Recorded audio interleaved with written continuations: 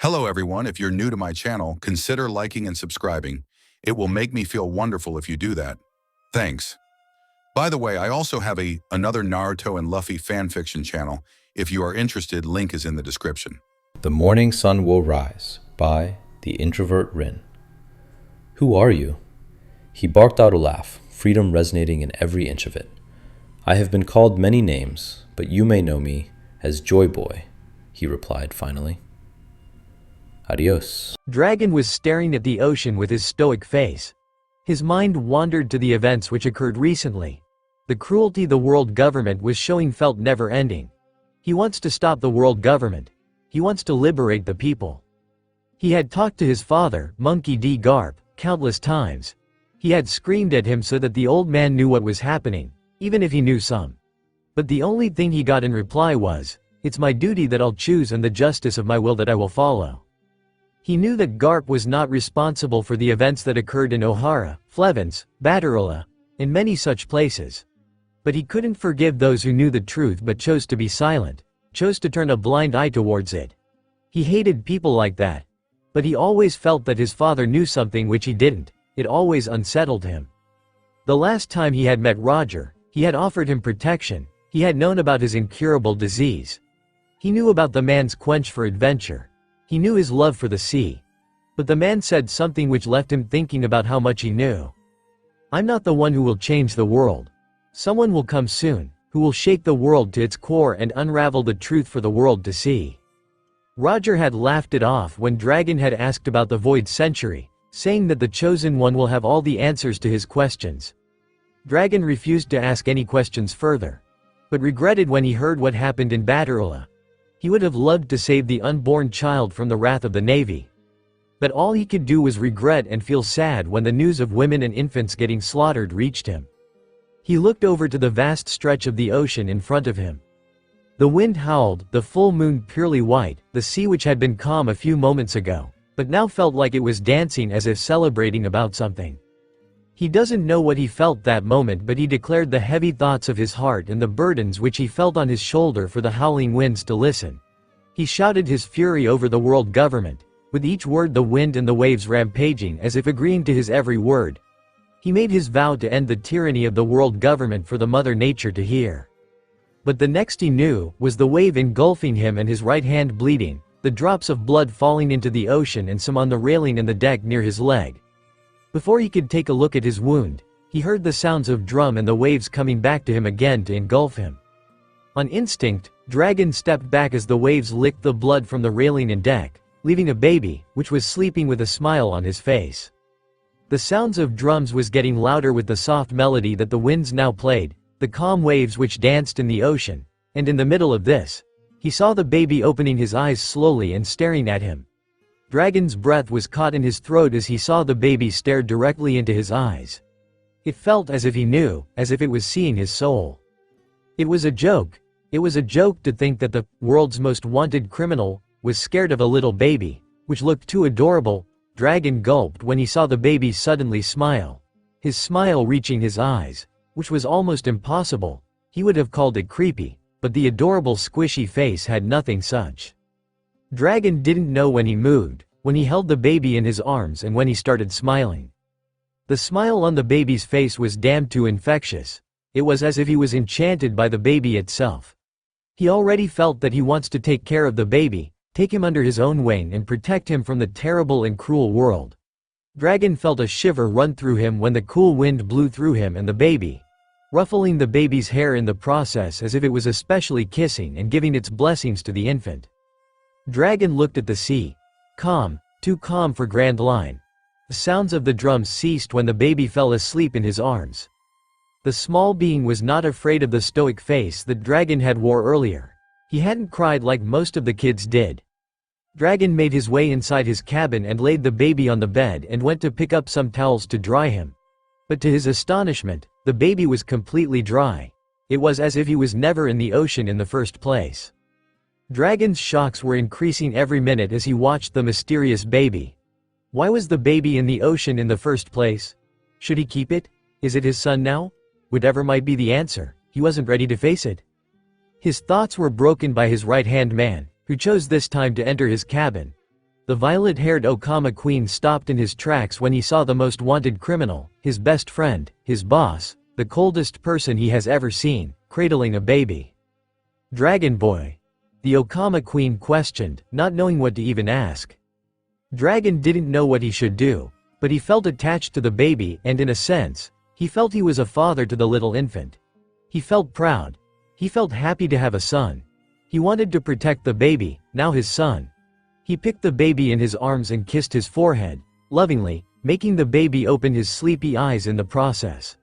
The baby giggled, making Dragon's cold heart suddenly fill with warmth.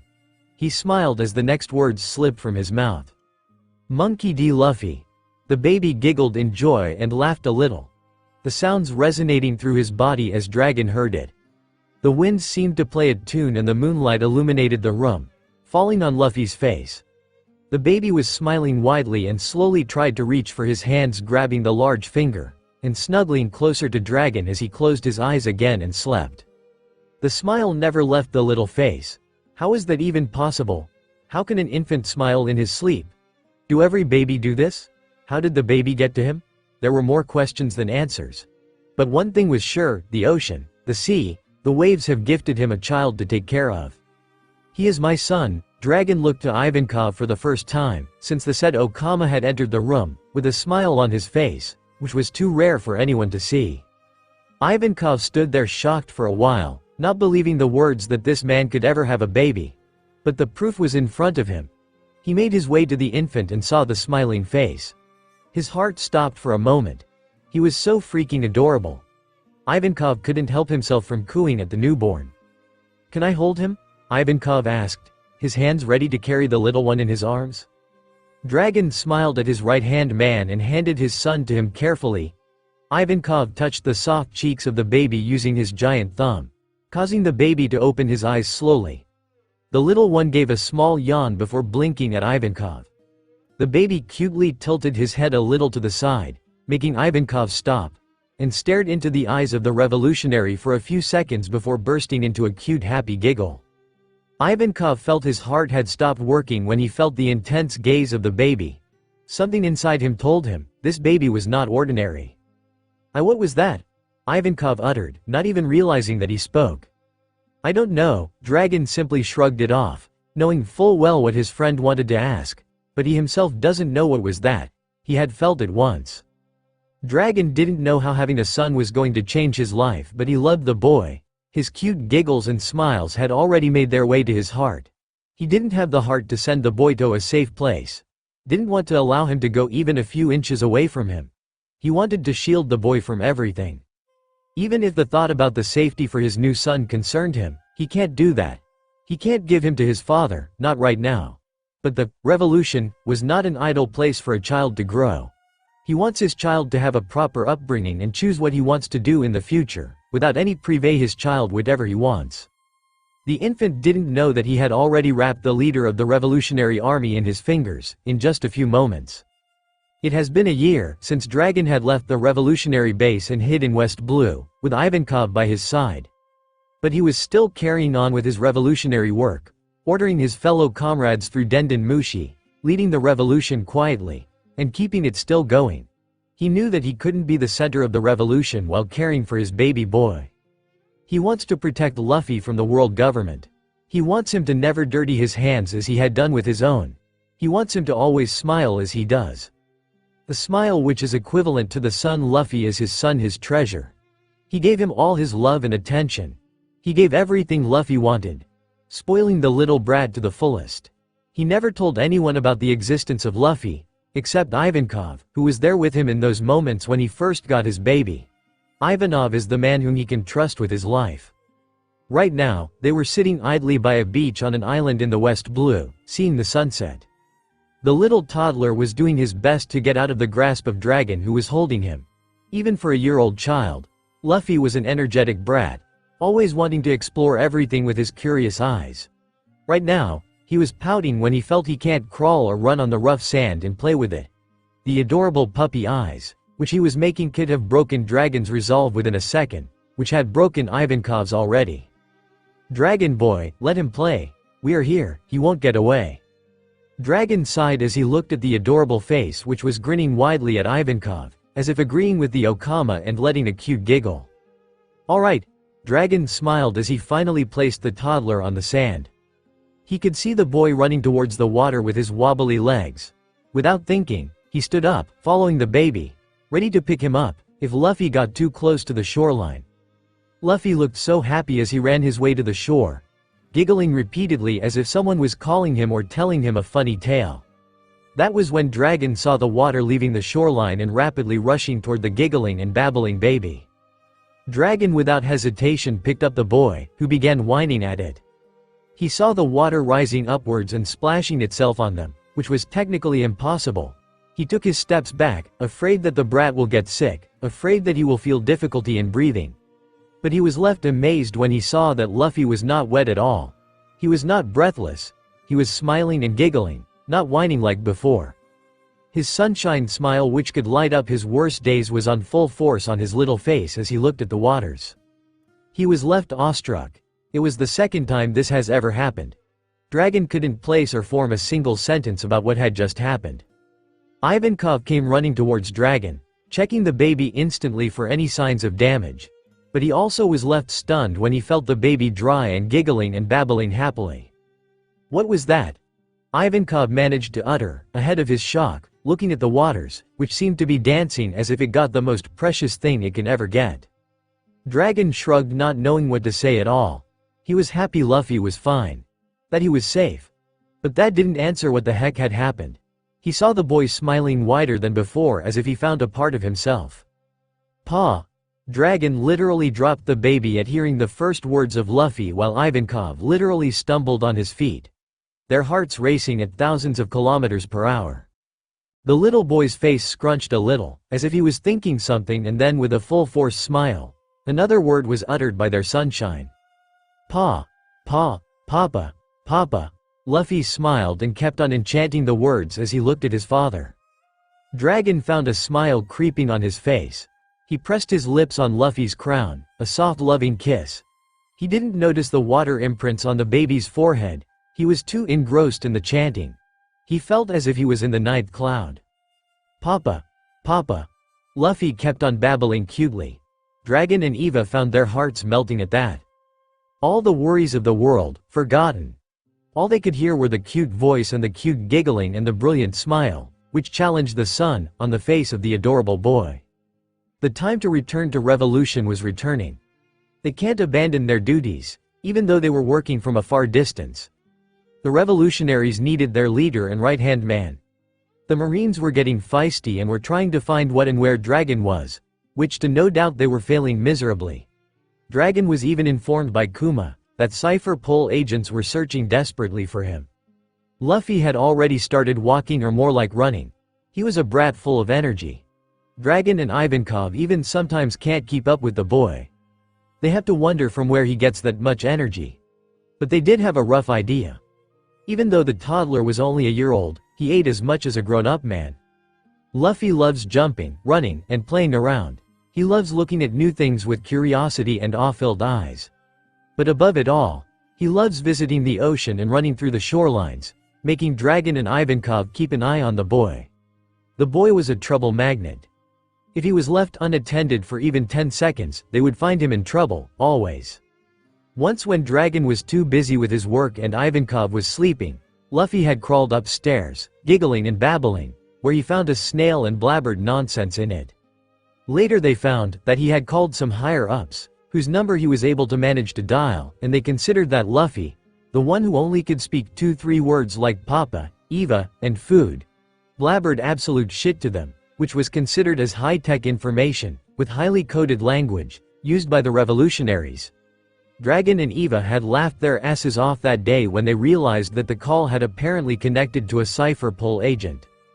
Though they did change their location after that, not taking their chances of their location being identified, they did learn their lesson to never leave the kid alone after that. And hence, another beautiful and memorable year passed. Luffy was running with his 2 small feet on the shoreline today. Dragon and Ivankov were there watching him carefully when they saw Luffy jump into the ocean. They both panicked. Being a fruit user, denied both of them any movement in the ocean. Luffy!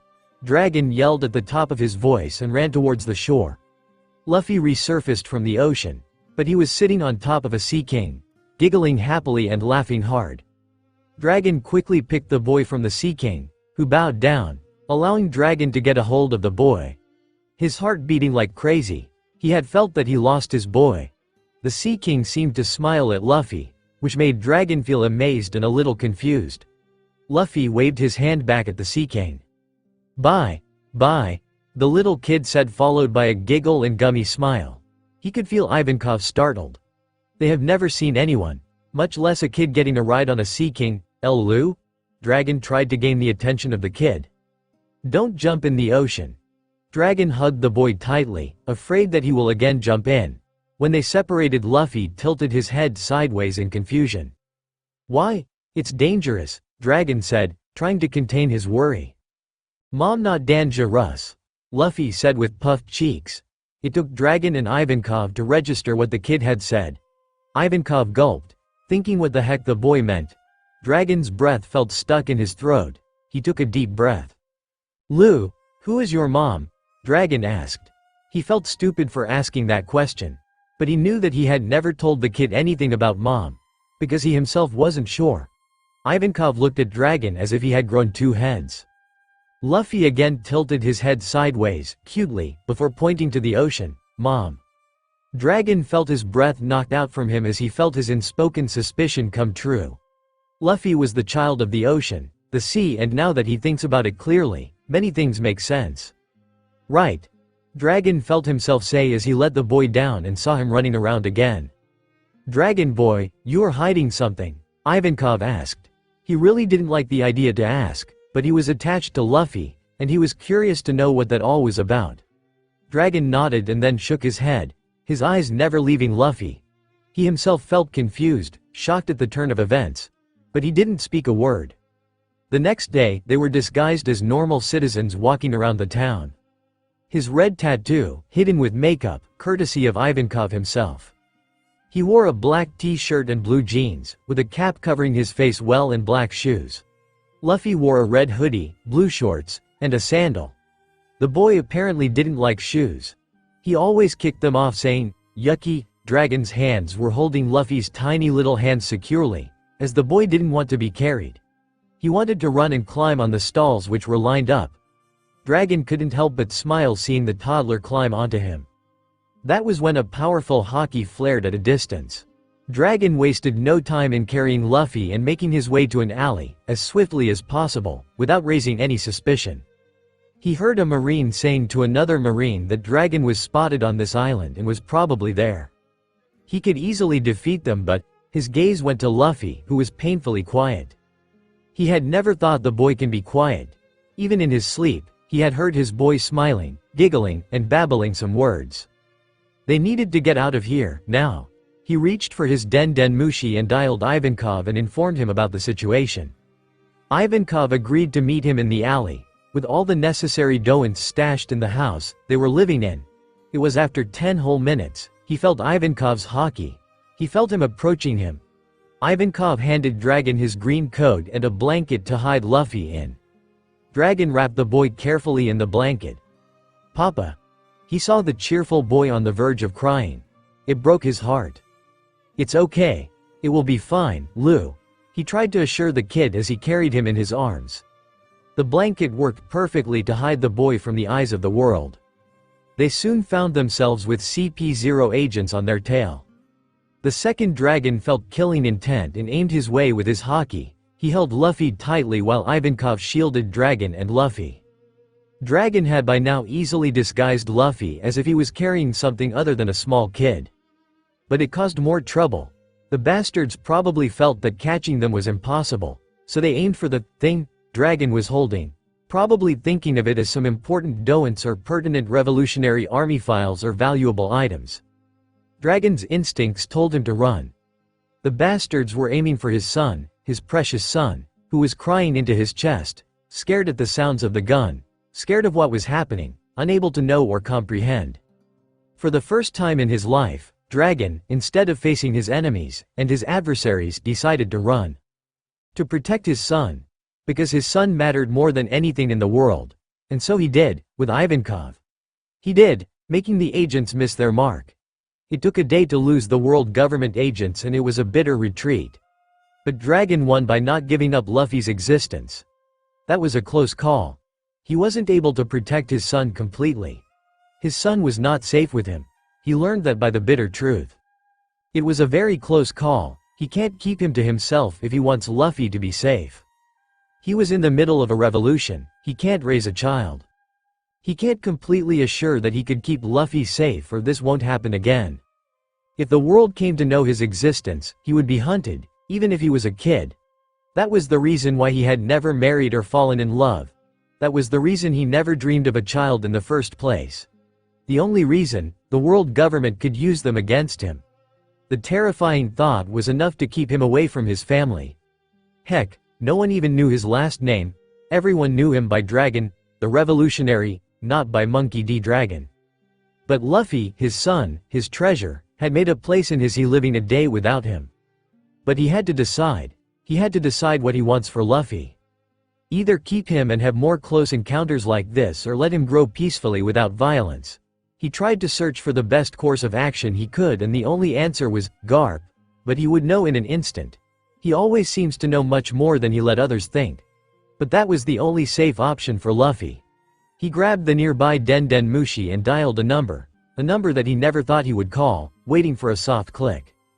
Vice Admiral Garp here. He could hear the crunching noise coming from the snail. He smiled as he saw Luffy's head perk up at the sound from his chest to the snail. He felt his mind squeal, so cute. It's me, Dragon replied. Garp was a bit stunned to see his son smile. He had not seen him smile ever since the day when he had found out about the horrible crimes of the world government. It was a huge shock for him. But he steadied himself as he frowned. Why did you call me? Garp asked, trying to sound annoyed, as he masked away the feeling of happiness he felt by seeing the snail smile. What he would not do to see Dragon smile again. Though they were on opposite sides, he was still his child, his blood. I want to ask you a favor, Dragon said, his eyes never leaving the baby. I want you to raise my child. Dragon's voice came out forced. He didn't want to give Luffy. He felt a sob choke his throat. What? Garp felt a mixture of emotions flowing through him. It hit hard. The first emotion he felt was a shock. Then it changed to happiness and it lastly changed to panic. Where are you? Garp asked. He knew if the kid was revealed to the world then he will be hunted without mercy. He would be used against Dragon. It would be Bartala again. He can't let that happen again. Not when he knew it beforehand this time. He understood the smile Dragon gave him now. He was happy. I will send you the coordinates. That was all Dragon said before disconnecting. The last days with Luffy were bittersweet. He knew their time together was over, something he had never even thought about. He saw Ivankov getting sad at the idea. He knew he even was attached to the boy. Somehow, he felt that Luffy knew that he was about to be separated. Dragon was sad that he wouldn't be there to see his son growing. He felt a lump grow every time he thought about it. But he focused the last days with Luffy, playing as much as he can, giving him his endless love. Giving the kid his favorite candies, being ready to struggle and care for a hyperactive boy. Dragon and Ivankov did their best to not feel sad in front of the kid, but the kid seemed to know their sadness. He seemed to understand their pain. Whenever he was carried by them, he would snuggle a bit closer, if it was possible, and hug them with his small limbs. Dragon can't imagine how horrible the upcoming days would be. He can't imagine the horror he will face to know that he can't see those gummy smiles, can't hear the soft giggles and the laughter. He would feel his world crumble, he felt, but he knows better than to not crumble in despair. Dragon and Ivankov watched as a small dinghy pulled off at the side of the island. The dinghy was rocking violently in the storm. The storm had pulled off in the little island since they had arrived. Dragon watched his father jump into the ocean and reach the shore to him. Dragon nodded at his father in a sign of greeting. Garp pouted at the sight of the bare greeting that his son gave him. He followed Dragon, wriggling his shirt off to remove the wetness, to the little house secluded in the forest area. His son has chosen a good place for hiding, he thought as he examined the sanctuary.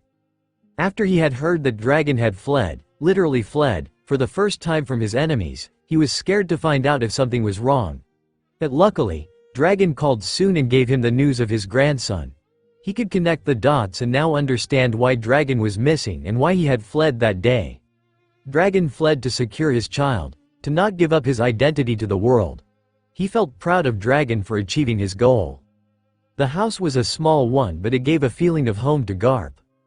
He could see the toys which were splattered everywhere in the hall. He snickered when Ivankov tripped on one of them. He and Dragon entered the room where his grandkid was. He could smell the scent of the sea radiating from it. When his eyes landed on the kid, the first thing his heart and mind screamed was the kid was too adorable. He plopped on the large bed, legs crossed, and back against the wall. He saw Dragon pull up a chair and sit opposite to him. Garp held the boy up from the bed and slowly and tenderly placed him on his lap, not wanting him to wake up from his sweet dreams. The kid was smiling. He was mumbling something and drooling from his mouth. Garp's face lit with joy at the sight of his grandson. His thumb gently caressed the cheeks of the toddler, making the little one scrunch his eyes and open them with a small yawn. The kid was blinking at him, with his head tilted, taking in the unknown face for the first time. The bright brown eyes met Garp's eyes as Garp's fingers ran through the kid's smooth hair. Garp felt his fingers stop altogether when he saw the intense gaze which landed on him. He felt as if a sword was placed on his chest, ready to pierce his heart and just waiting for one wrong move to finish his very existence. The sound of waves crashing on the shore was clearly heard in the silent room. The rain was getting heavier, and the violent rustles of the trees and the waves crashing on the shore filled the room. Lightning crackled outside, the poor afraid animals screeched, and the inhabited island roared as if it was given its own voice.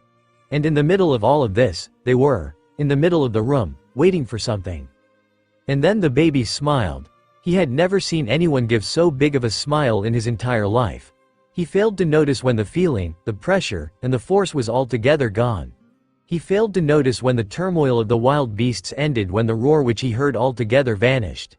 He just saw how the little guy squirmed in his lap, to find a better spot to lay down and sleep, to droll again as if nothing had happened. "His name is Monkey D. Luffy," Dragon said as his black eyes fixed on Luffy. Garp was broken from his thoughts, as he slowly nodded.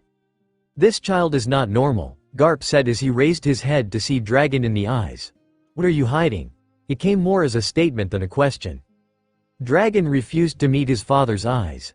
His eyes were set on Luffy, as if telling that Luffy was his child and he knows that he is not normal, like the others, but he would not tolerate anyone mockingly spouting nonsense at his son. Even though his father said it with good intentions, Dragon couldn't help but feel a tinge of anger. Anger that his kid will be treated differently from the rest of the people. Anger that he might lose his charming smile. He felt himself question his own solution to his problem. Will Luffy be okay with his father? Will he be happy? Can Garp assure Luffy's well-being and that his smile will remain protected? He hesitated. He hesitated in giving up Luffy. He didn't want his son to be far from him, but he knew he had to steal his heart. His heart refused to do so, though, but he has to. The silence in the room was awkward. The tension increased in the room as Garp looked at Dragon and then the toddler, sleeping on his lap. The kid was like the sea, which can be calm and gentle before it stormed and took out countless people from their miserable life. "I don't understand myself," Dragon uttered the word, his nails digging deep within his palm, drawing blood from it. He gritted his teeth harshly. He couldn't let his heart make a decision over his better judgment. "Explain from the beginning," Garp said, his eyes on the blood trail which stained the green cloak of his son. Dragon tried taking deep breaths. Still today, he doesn't believe what happened that day, May 5th, and he still feels uneasy about accepting the truth. But the very proof lay on the lap of his father. "It was on May 5th, when I was out on the deck, thinking about the cruelty of the government. The wind was howling, the waves were crashing, and the full moon was lit up. I don't know what I thought, what encouraged me, I just yelled out the weights on my heart." Dragon placed his hand on his heart, which felt heavy for the first time after meeting Luffy, and shoulders. "I was swearing to bring justice to innocent people and dethrone the world government. That was when a wave engulfed me." Dragon's eyes trailed at the right arm. "The wave gave me a wound. The next second, another wave came, licking the blood off the deck, and when the wave resided, I heard drums. I heard a melody. The sea went calm and a baby with a wide smile, impossible for him, laid on the deck. Dragon saw his father freeze before slowly looking at Luffy, who was soundly asleep. The silence in the room was enough to hear the throbbing heartbeat of Garp and Dragon, both of them with some amount of realization. Dragon swallowed hard, moving his gaze to his father, and saw the pale face regaining color. He had never seen his father pale. He had always seen a laughing man. He did scowled and become annoyed, but never paled. Garp raised a hand to his face, rubbed his temple, and leaned on the wall behind him as he let out an empty chuckle. There is an old legend which had circulated in the world about offering blood to the sea, and in return they would get their desired thing. Countless people have offered even their limbs in the sea to gain something. But none have succeeded for countless centuries. It's been a long time since the sea had taken up any offer. Or more like forced you to take an offer. Dragon's mind filled itself with countless questions, whose answers were completely out of his reach. He is a child of the sea and AD by your blood. He carries the will of D as well as the will of nature itself. Garp's eyes met that of Dragon's shocked ones. He will be a force to be reckoned with in the future and change the world. It will be his destiny, connecting and fulfilling your dream indirectly. There was silence in the room as they both watched the kid, his chest raising up and down. Dragon felt worried. He felt nervous, but above all he wanted his son to be safe. To live his life the way he wants. To choose his own destiny and create his own fate. He didn't want his only son to be forced into anything which he doesn't want. Garp chuckled, feeling the inner turmoil of his son. Don't worry, he will get to choose what he wants to do in his life. I love him. But the past days have made me realize that if his existence is revealed, then he will be hunted, despite his age. I don't want him to live a life where he is hunted and haunted. I'm afraid that something will happen to him if he stays with me, Dragon said with a sad tone. Blood dripped violently from his palms, as he forced himself to say. If he wouldn't say it now, then he couldn't ever. But he won't be giving up on his son. He loves I will never fade away. He will even throw his own life to protect him, but he knows that he is not too strong to protect Luffy from the whole world. He is not strong enough to see Luffy cry again. The kid had never cried before, never ever. So, when he saw his crying face that day, it hit him hard. Garp let out a small chuckle, mesmerized by his son's thoughts. I don't want to see tears on his smiling face. If Garp noticed the glossy eyes of his son and tears that dropped from his eyes to land on his lap, he didn't mention it. The storm listens to her voice, loud and commanding. The tree rustles to her breeze, warm and caring. She calls for whirlpools and they listen. She pushes the ground and it obeys. Without a question, without hesitation, and without any thoughts. But above all she is lonely. There might be countless sailors, merchants, navy officers, marines, pirates, etc. sailing on her mercy, but she is alone. It was once said the sea had a child which she lost. Lost to the world of mortals. Lost to the world of some ungrateful people, which were none other than the ancestors of the celestial dragons. Do you think she will let that happen all again? But why me? Dragon asked. His voice is uncertain for the second time. Garp shrugged at that. He could only guess the answers. But none seemed too accurate to console his son. None seemed fit to tell him that he was worthy. But maybe there's a way. The sea wants to be free, she wants to take her revenge. And you are exactly doing what she wants. Garp said. Their talking had woken up little Luffy, who was amazed by the color of Garp's shirt. His doe-black eyes lit and his smile stretched as wide as it could be. Isn't she the most powerful being in the world? Isn't she capable of destroying the whole world? Dragon asked, his eyes never leaving Luffy, who had jumped off from Garp and was now running around in the room and giggling happily. That she is. But there is a prophecy, which I heard from Roger. After 800 years, a man will return to reclaim his throne. Garp said, his eyes straight on Luffy. Luffy turned back to face the two men in the room and offered them his brightest smile. Garp felt as if he was asked to continue. He really didn't want to. But as he was about to say the next words, the lightning cackled louder, the winds blew fiercely, and the waves went violent as if it was trying to reach the shore. But above all of this, Luffy's cackles, laughter, and giggles were heard clearly.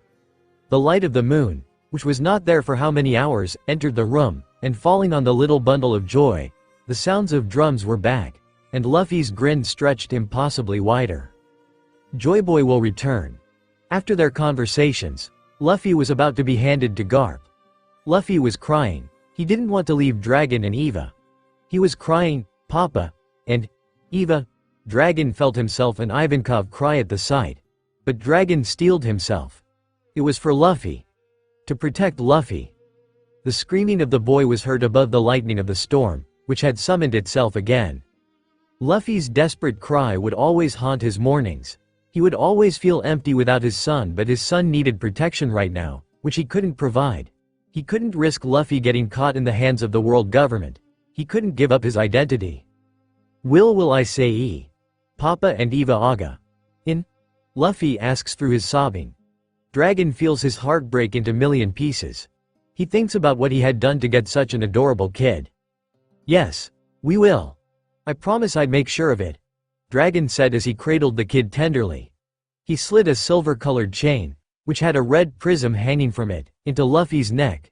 He opened it to show Luffy his, Eva's, and Luffy's picture.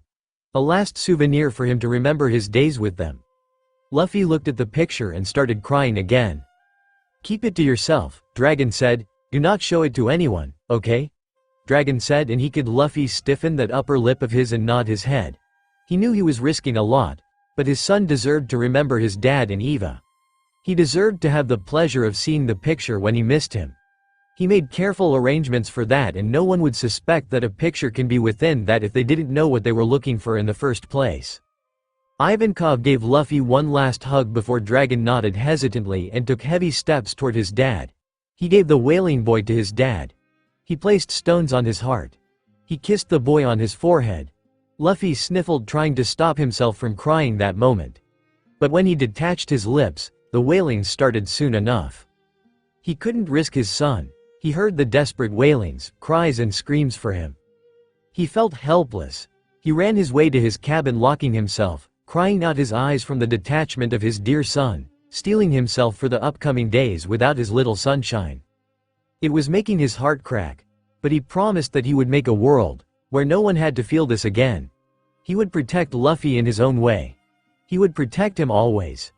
And they will meet once again. But he will keep his promise. He will visit Luffy. He can't just go and abandon his kid forever. He can't just go and leave his sunshine alone. He will visit him when there will be time. But first, he had to put down the government bastards which were growing feathers. He and Ivankov returned to the army after a week. If anyone noticed how stressed they were, or how sad they were, they didn't question them. Dragon jumped into his job with fervor, with a wanting to destroy the institution that made him give up his son for a better life. He would do his best and overthrow the world government one day. He had never been fond of clicking a photo with his son, but in the last few days, he had clicked some. To remember him. He ran his hands through the wide smile, reminding him what he gave up and what he had to do to achieve his goal. The world government will regret it. It will crumble under the heat of the fire of the world itself. It was evening, and the poor babe had already fallen asleep. The toddler kept on crying for his dad throughout the journey, which Garp made constantly, trying to keep him busy. He gave him some of the toys which Dragon had packed for the kid, but he kept on throwing it all over, only demanding for his dad. Some even fell in the waters, but due to the waves they were thrown back to the small dinghy. He also kept on trying to jump off the dinghy, but Garp wouldn't let him. He couldn't just lose the adorable baby. Garp looked at the sky. It was less cloudy now. No dark clouds, no heavy storms, no howling winds. When Luffy was crying, any normal person who didn't know them would think that the child was crying due to the storm which had been in action. But Garp knew what had happened. He knew that his grandson was going through the painful separation of the possibly first person he had ever seen in his life. Garp knew this pain. He had felt it always when he had to leave Dragon in the Fuchsia village for his betterment. He knew the gaping hole in the heart which occurred due to the lack of presence of someone. But it was all for the kid's goodness. The night summoned itself, the moon was clear, the waves were calm, and the winds were whistling a lullaby. In the mid of these were the two, Grandpa and the grandson. Garp had fallen asleep when he saw themselves enter a calm region. He had let the anchor down and slept holding his grandson, without a care. Luffy woke up, and the first thing he searched for was his dad. He sniffled a sob and remembered his father's last words. His tiny hands held the small trinket his dad had given. He opened it to see his dad, Eva, and him. He bit his lower lip to stop himself from crying. But tears flowed from his eyes, relentlessly. A transparent watery hand was placed at the small boat, and Luffy tried to smile. The figure stood up slowly and climbed in the boat and picked up Luffy, who snuggled himself in the transparent figure's chest. They went down in the ocean where the figure tried making Luffy happy, making him smile. And it worked. Garp heard the splash of water and was jerked awake. He was alone on the boat. He was freaking alone. His grandson was nowhere to be seen. He panicked. It was his first day with his grandson and yet he had managed to kill the boy. Without thinking anything, Garp jumped in the ocean and the sight left him speechless. His grandson was playing, running, laughing, and freaking talking in the sea. Garp didn't know how long was he staring, but he felt that he needed oxygen. He dived up, his mind wandering at what he had just seen. But one thing was sure, his grandson, Luffy, was safe.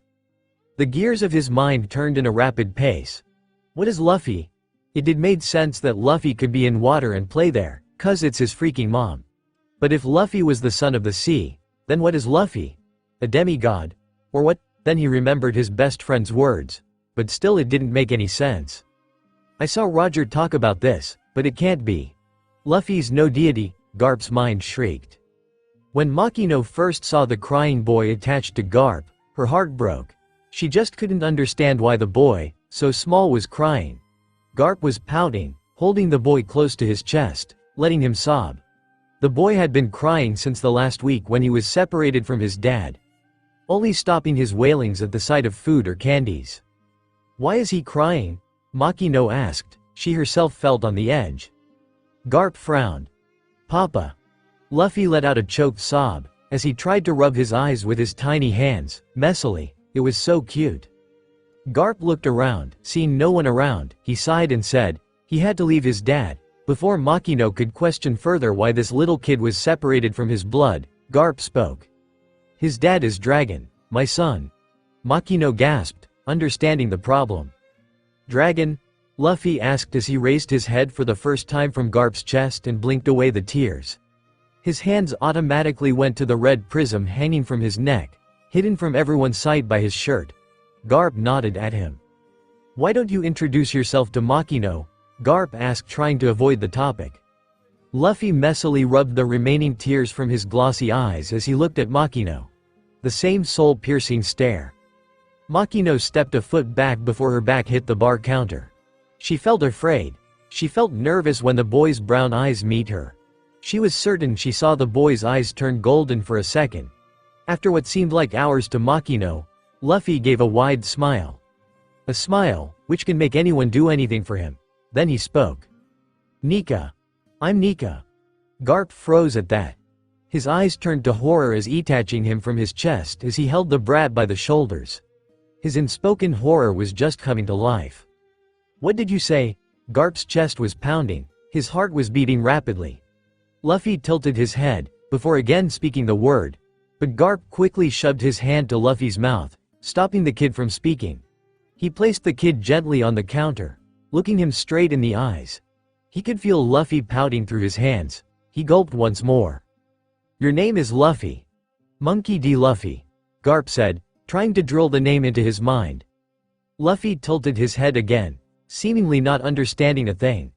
If it would have been any other time, he would have to stop himself from not cooing. Why? The small brain could really not handle the name, it seems. What did your dad call you? Garp was ready to trash his son if he heard that he called him Nika. But he knew that was not the case. He noticed the tears were back in Luffy's eyes. Lu. Luffy sniffled a sob again. Garp ruffled Luffy's hair softly, giving Makino a side glance. He could see that the lady was confused, yet quiet. How about we call you Lu? Garp asked, trying to prevent him from any future dangers. Luffy seemed to tear up again.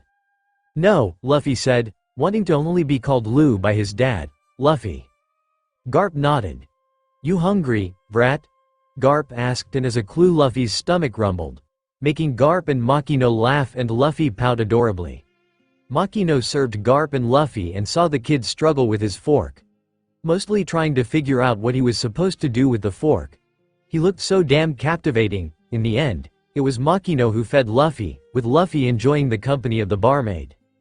It has been 6 months, 6 freaking months, since Dragon has not seen the cheery sunshine smile.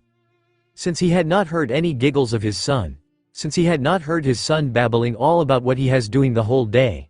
Since he had not seen any of his stories, not read him a story at bedtime. Dragon took a deep breath, calming himself. He saw the papers lying on the table. Another kingdom on the verge of civil war. Another kingdom in the verge of destruction. Another kingdom where people will have to pay the price of the Marines. And in mid of this, Dragon can only graze his hand on the sunny smile of his son.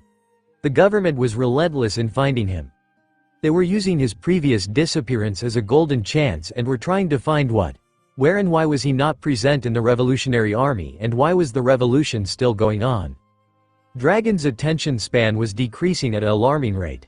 When he would see a kid at the age of Luffy, no one would know what was going in his mind. But Ivankov could tell he was missing Luffy.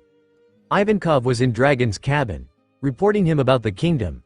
Dragon banged his fists on the table, making him visibly flinch. Ivankov had noticed Dragon, his friend, losing his calm exterior, and with each mission, with each fallen kingdom or heinous act of government, he could Dragon losing his temper. Dragon boy, Ivankov pitied his best friend, go visit Luffy. He gave a smile to Dragon. He even wanted to meet the boy, but Dragon was getting more antsy without him. I and Kuma will manage here till then. Dragon bit his lips. He sometimes would get confused how well his friend could read him. He thanked him and made a beeline to his railings and disappeared in the winds, 'cause he was the wind himself. Dragon was in the high town, not to pick fights with the nobles like he used to do, but to buy some gifts for his kid. What will Luffy like? His mind kept on questioning him. But he knew his kid more than anyone. He knew his passion for drawing, for sea, for adventure, for stories and for food. He picked up some delicacies, a storybook, which contained more picture, and a stuffed tiger, which he knew instantly will be loved by his son. He crossed the forest which came in the path to Fuchsia village.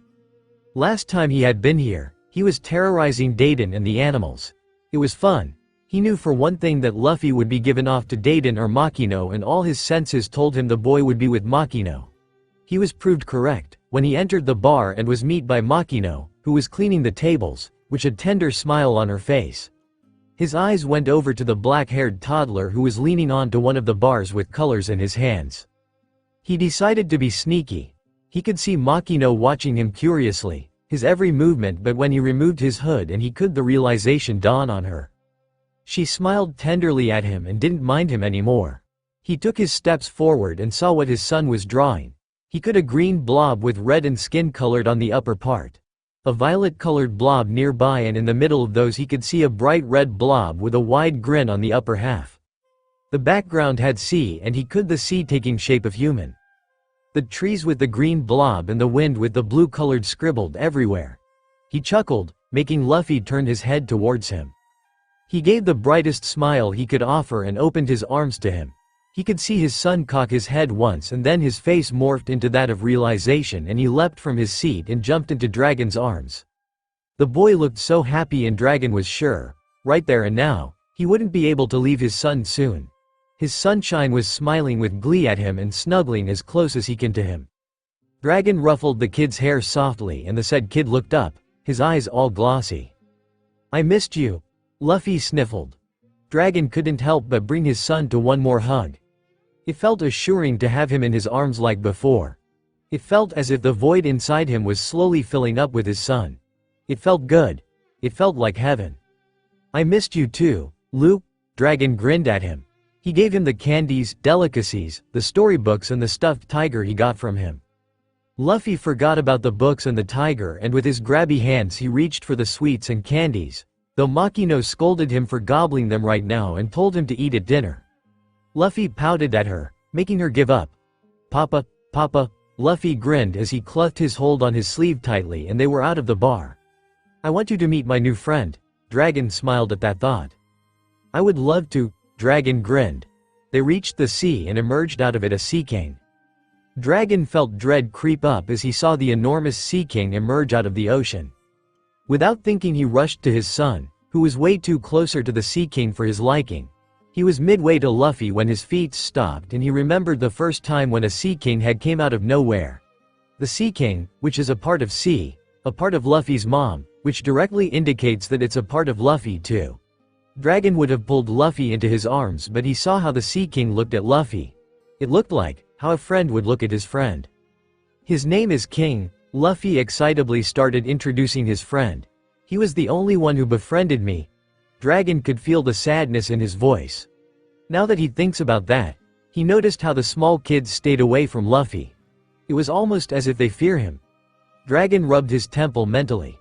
He wanted his kid to be safe and happy when he decided to send him in care of Garp, but he never thought he would turn out to be lonely. Luffy was a D and the child of the sea. With his energetic and supernatural strength, he probably had unknowingly scared the kids away. He just wished his son would make lots of friends in future. He saw how Luffy talked about his friend using his whole body. It looked funny and was not at all boring. Even when he would start yawning, he would bounce back and start jumping up and down and would talk to King and him. One more piece of puzzle. Sea Kings are attracted to Luffy and he can apparently talk to them. It is a fun to solve the puzzle which Luffy is, without asking him too much. If he wouldn't have known who his mom was, he would not let him go near water when he himself couldn't swim. After Luffy was taken from him, the sunset never felt as beautiful as today. The way the light distributes itself over the water, the thinness of the clouds over the sun, how everything is tinted red, how the glowing sun is a crisp circle in the rosy sky, illuminating a quivering way across the water. How the wispy clouds surrounds the sun in a soothing manner, the different colors in the sky. Everything looked so splendid and breathtaking, that Dragon forgot that his son was getting sleepy. He was woken from his trance by the head which popped on his lap. He saw Luffy sleeping peacefully on his lap, the sun rays reflecting on him and making his smile ever so sunny. He slowly picked up the kid in his arms, making sure the boy doesn't fall, and headed to Makino's bar. The kid woke up in an instant in the name of food. He again started talking all about Makino and the people in the village. He told him everything which he was up to. Going to the forests, catching beetles, following them, chasing after rabbits, etc., and most of the time his food laid on the table forgotten. But he was doing that job, feeding him. How long has it been since he had been able to feed Lu, with him in his lap? He really wished to stay by his son's side, but he knew he will need to return and that would break Luffy all again. Soon, the boy seemed to taper off, yawning between words, and seemingly drooping in his seat. Dragon nudged the boy, staring him for almost a minute of silence. Perhaps you should go for bed. You can't keep telling me about all of the exciting things you've done if you fall asleep in your seat. Dragon offered the smaller a warm smile. The boy protested, whining up at his father about how he didn't want to sleep yet. Please don't go. I want you to stay forever. Luffy leaned over, grabbing onto Dragon with a sleepy grip, blinking slowly at the man with a sad twinkle in his dark eyes. It broke Dragon's heart, and he knew he would have to break it further soon when he did have to return to the revolution. It would break his own heart knowing that Luffy's would be destroyed, but there was little he could do. He wanted to be selfish. He wanted his son to stay by his side and always keep smiling, but he knew he couldn't do that. Not now, the very least, when he knew that his son can't be seen with him, not right now. He stayed the next day, played with Luffy in the fields and the beaches, helped him in reading the stories from the storybooks, stayed by his side as much as he could. He helped his son in baths and helped him in his daily chores. One thing he noticed was Luffy was getting clingier, not that he minded, but it was a sign that he knew he would be left alone again. And that broke his heart into tiny pieces. It was already 2 weeks and he was still with Luffy. He wouldn't say he regretted any time he spent with his son, but he needed to go. He needed to return to his revolution. He crouched next to Luffy, who was bawling out. His tiny, grabby fingers clutched his green cloak. He started sobbing when he overheard him and Makino that he would be leaving. He couldn't do much. I'm sorry, Lu, Dragon said, his own cracked voice.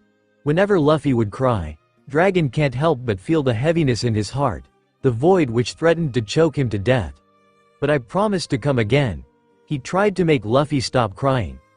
Luffy looked heartbroken, sad, and nothing like a sunshine. His son was having an eclipse right now. He hugged him into his chest. I promise, I'll return again to you. P. Pro. Mise. Luffy looked up to Dragon, his big doe eyes questioning him. "Yeah, promise." Dragon smiled sadly at his son. "Till then read the storybooks. I'll be back until you finish those and I'll have lots of stories to tell you." Luffy looked chirper at that. Dragon smiled seeing Luffy stop crying. He grinned as wide as he could. "I want to hear about pirates," Luffy grinned. His smile reached up to his ears. Dragon kissed his forehead in response and repeated, "Promise," and vanished in the strong winds. He could feel Luffy growing sad and teary, but he had promised to come again. And he will do it. As the days, weeks, months, and years went by, Makino saw Luffy grow up, smiling happily, jumping around, and bringing smiles to the faces of everyone he met. She was glad that whenever Luffy was close to his loneliness, his dad will appear to cheer him up. She saw Luffy play with his dad for days and she saw how the man visibly relaxed. She could swear that Luffy was his stress killer and painkiller. He was his sunshine. Sometimes his timing would go wrong and he would meet Garp, but luckily would escape with a fist of love, which both son and grandson would get. It was almost funny to see the world's most dangerous criminal pout with his son to his father. Whenever Dragon would visit, he and Luffy would spend hours on the beach, playing, and Dragon would always have a bunch of stories for Luffy. Dragon would thank her for taking care of her son. The village respected Dragon. He grew up here, and no one would sell him out. It was heartwarming reunion whenever Dragon would visit Luffy. And when the time would come for Dragon to leave Luffy, Luffy would get sappy and whiny. But Dragon had work which could not be neglected. Sometimes a violet-haired Okama would also drop by, sometimes being a woman and other times in his usual way. It was scary at first, but then slowly people in the village melted to him too. It was heartwarming to see Luffy smile brightly always. But Luffy felt lonely, and she knew that. The way he stared at the ocean, with such fondness and loving eyes, which he used only for people very close to him. She saw him grow up, running around the shores, playing with the water, sometimes alone and sometimes with his dad and Eva. But above all of it, Makino saw Luffy wanted friends of his age, which was not possible in the village he was. Most children were afraid of his grandfather and took it on Luffy. At those times, it was hard to keep Dragon on leash. He didn't like it at all, when they called his son a freak. At first, she had been worried that the water wolf only saw Luffy getting to the shore, playing with water, and sometimes, swimming. She saw the waves sometimes getting high and splashing water on him, playfully. It felt like Luffy had even bewitched the ocean, but she was always nervous when she saw him dive inside, but only for him to come to the surface after a few seconds.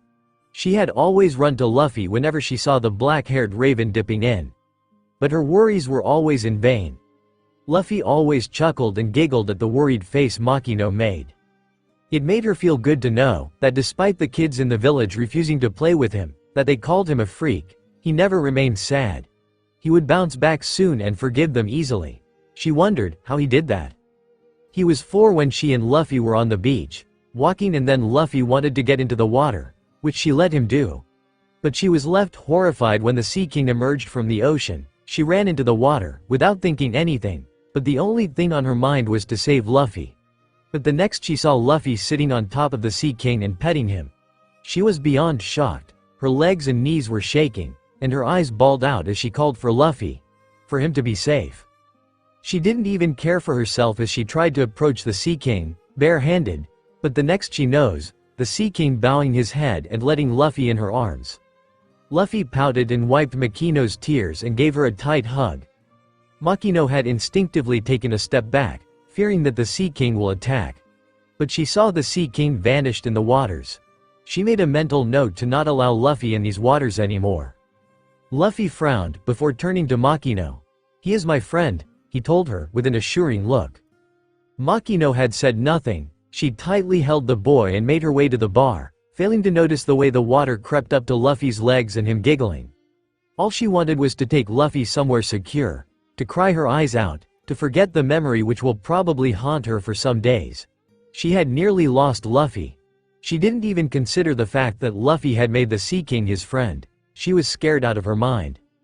It wasn't long after that Dragon and Garp arrived and she told them everything, about how the Sea King had lifted Luffy and how she thought that she had lost him. How Luffy told that it was his friend. Luffy who was having his breakfast, pouted and repeated that he really is a friend. At that, Garp had chuckled. He told Makino not to worry too much. But Makino couldn't help it that time. She had tried to keep Luffy away from those waters as much as possible. But Luffy somehow always managed to get past her. Dragon hadn't responded much but looked at the ocean as if that was the answer which she needed and she didn't understand anything. Slowly, she learned to trust the Sea King. Slowly, most of the people in the village came to know the reality that Luffy had made the Lord of the Coast his friend. After this, most children stayed out of his way, never even trying to mess with the boy. Some who dared threw punches at the kid and called him a freak. Luffy only pouted at them, never crying. Sometimes, when he felt too much he would throw a punch or two, making the boys quiet instantly.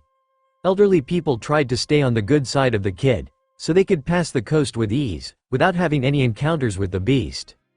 Luffy felt quite annoyed with the turn of events, so he mostly chose to stay at the beach, playing with water, sitting quietly, and giggling at the funny stories his mom told him. That was comforting. The soothing water on his skin only reminded him of the gentle touch of his dad and Eva, when they would play with him and accompany him in his many mischiefs. He had managed to pull off pranks of Mayor Wood's slap, though he got scolded for that from the mayor, but Luffy was Luffy who heard from one ear and forgot from another. Luffy often wondered why he couldn't live with his dad and aunt. He even asked sometimes, but all he got in reply was that he was small and he wouldn't understand right now. He pestered his mother for an answer, but Mama only told that he, someday, can stay with his family, his dad and his aunt. That would make him feel better always. His mother would whisper fondly about the stories of his childhood with them. He huffed at places where he did something incredibly silly and laughed wholeheartedly where he did something foolish and made his father and aunt laugh. That day, Luffy returned home, or rather Makino's bar, with a full smile, not the fake and forced one that he was giving the whole day. He was genuinely happy. Makino later told him that Garp was visiting soon, which made Luffy beam out more. Makino felt Luffy literally beaming like the sun. Garp and Luffy were at the beach where Luffy was playing with the sand and making sand castles. He looked happy and Garp observed the kid with keen and fond eyes. "Grandpa?" Luffy asked as he lifted his head from the so-called castle that he had made. He looked towards Garp with a gummy smile. Garp hummed as he asked him to continue. "I want to be strong," Luffy said with determination in his eyes. Garp could see the sparkles of wonder. He could see the same resolution which he saw in Dragon all those years ago. "And why do you want to be?" Garp asked as approached the grinning kid. He saw Luffy thinking hard, with his face scrunched, and his face turning red. Garp laughed.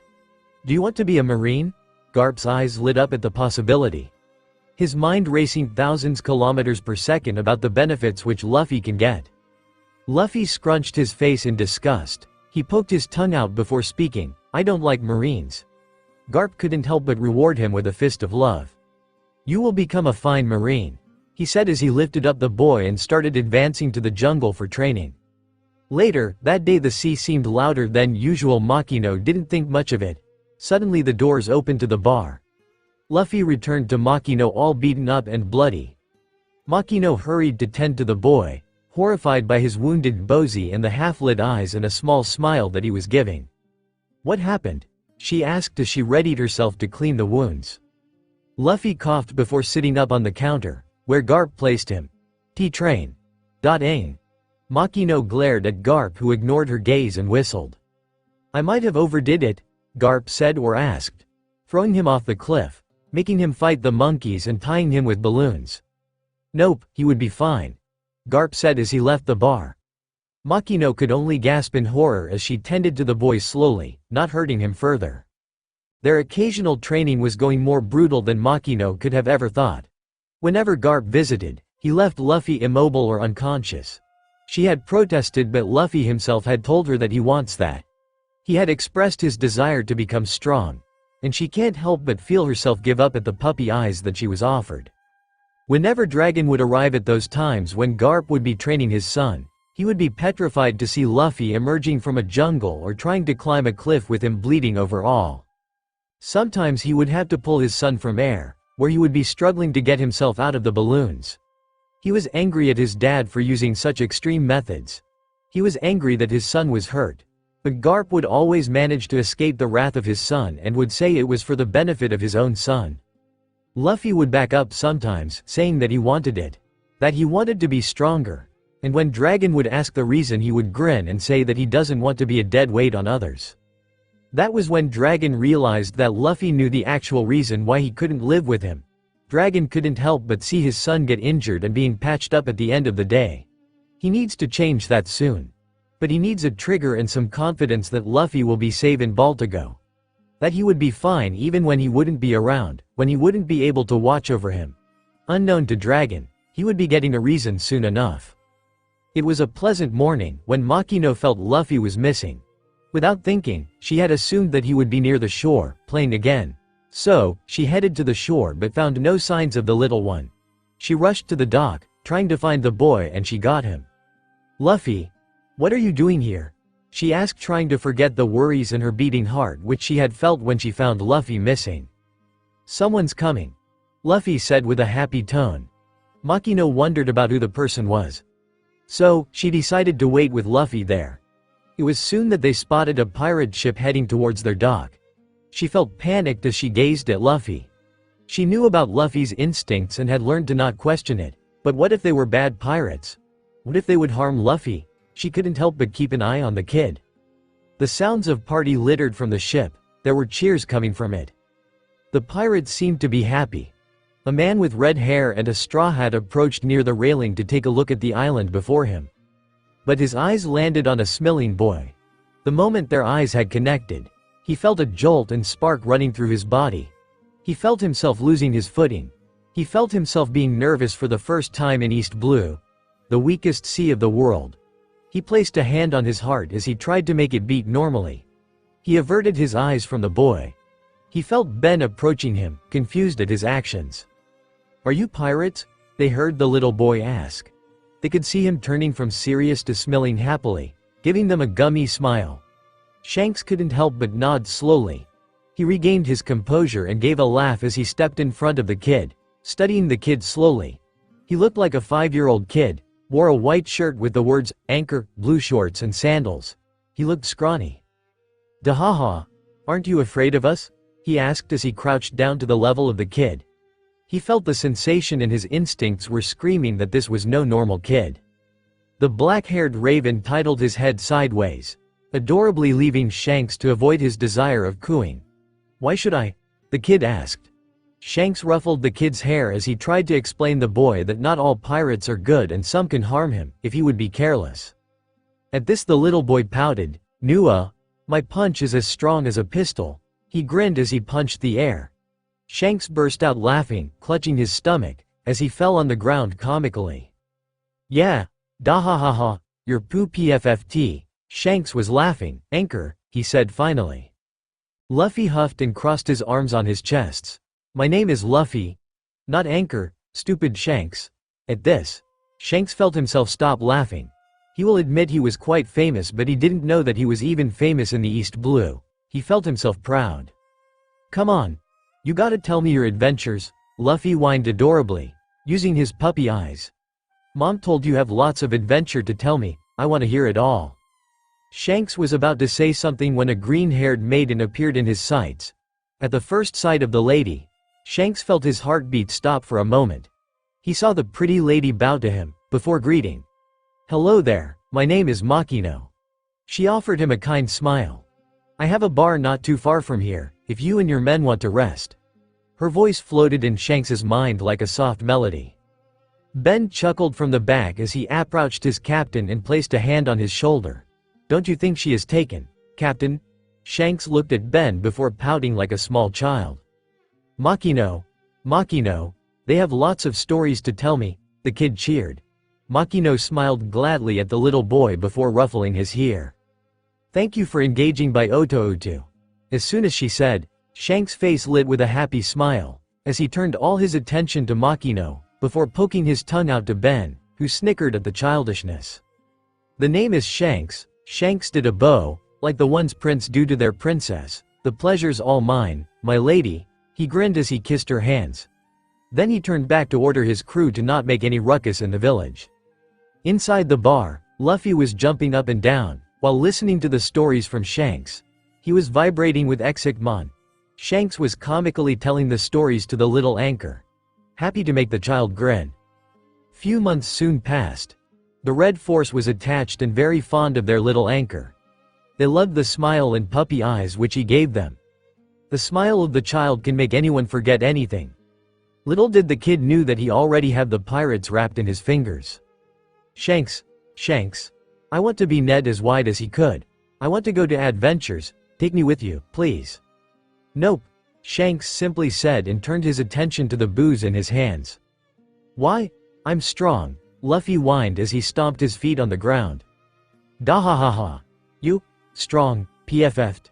Shanks burst out laughing. Luffy huffed as he saw Shanks making fun of him. I'm going out, Luffy huffed as he went to the shore. You overdid it, Captain, Ben sighed, as he saw his captain walking out of the door to follow the kid. Luffy pouted as he made his way to his mother. He dived in the water, letting the calming water to soothe him. He pouted and wondered why Shanks refused to take him out to the sea. He was frowning. His mother tried to coax the little boy, telling him he should not give up.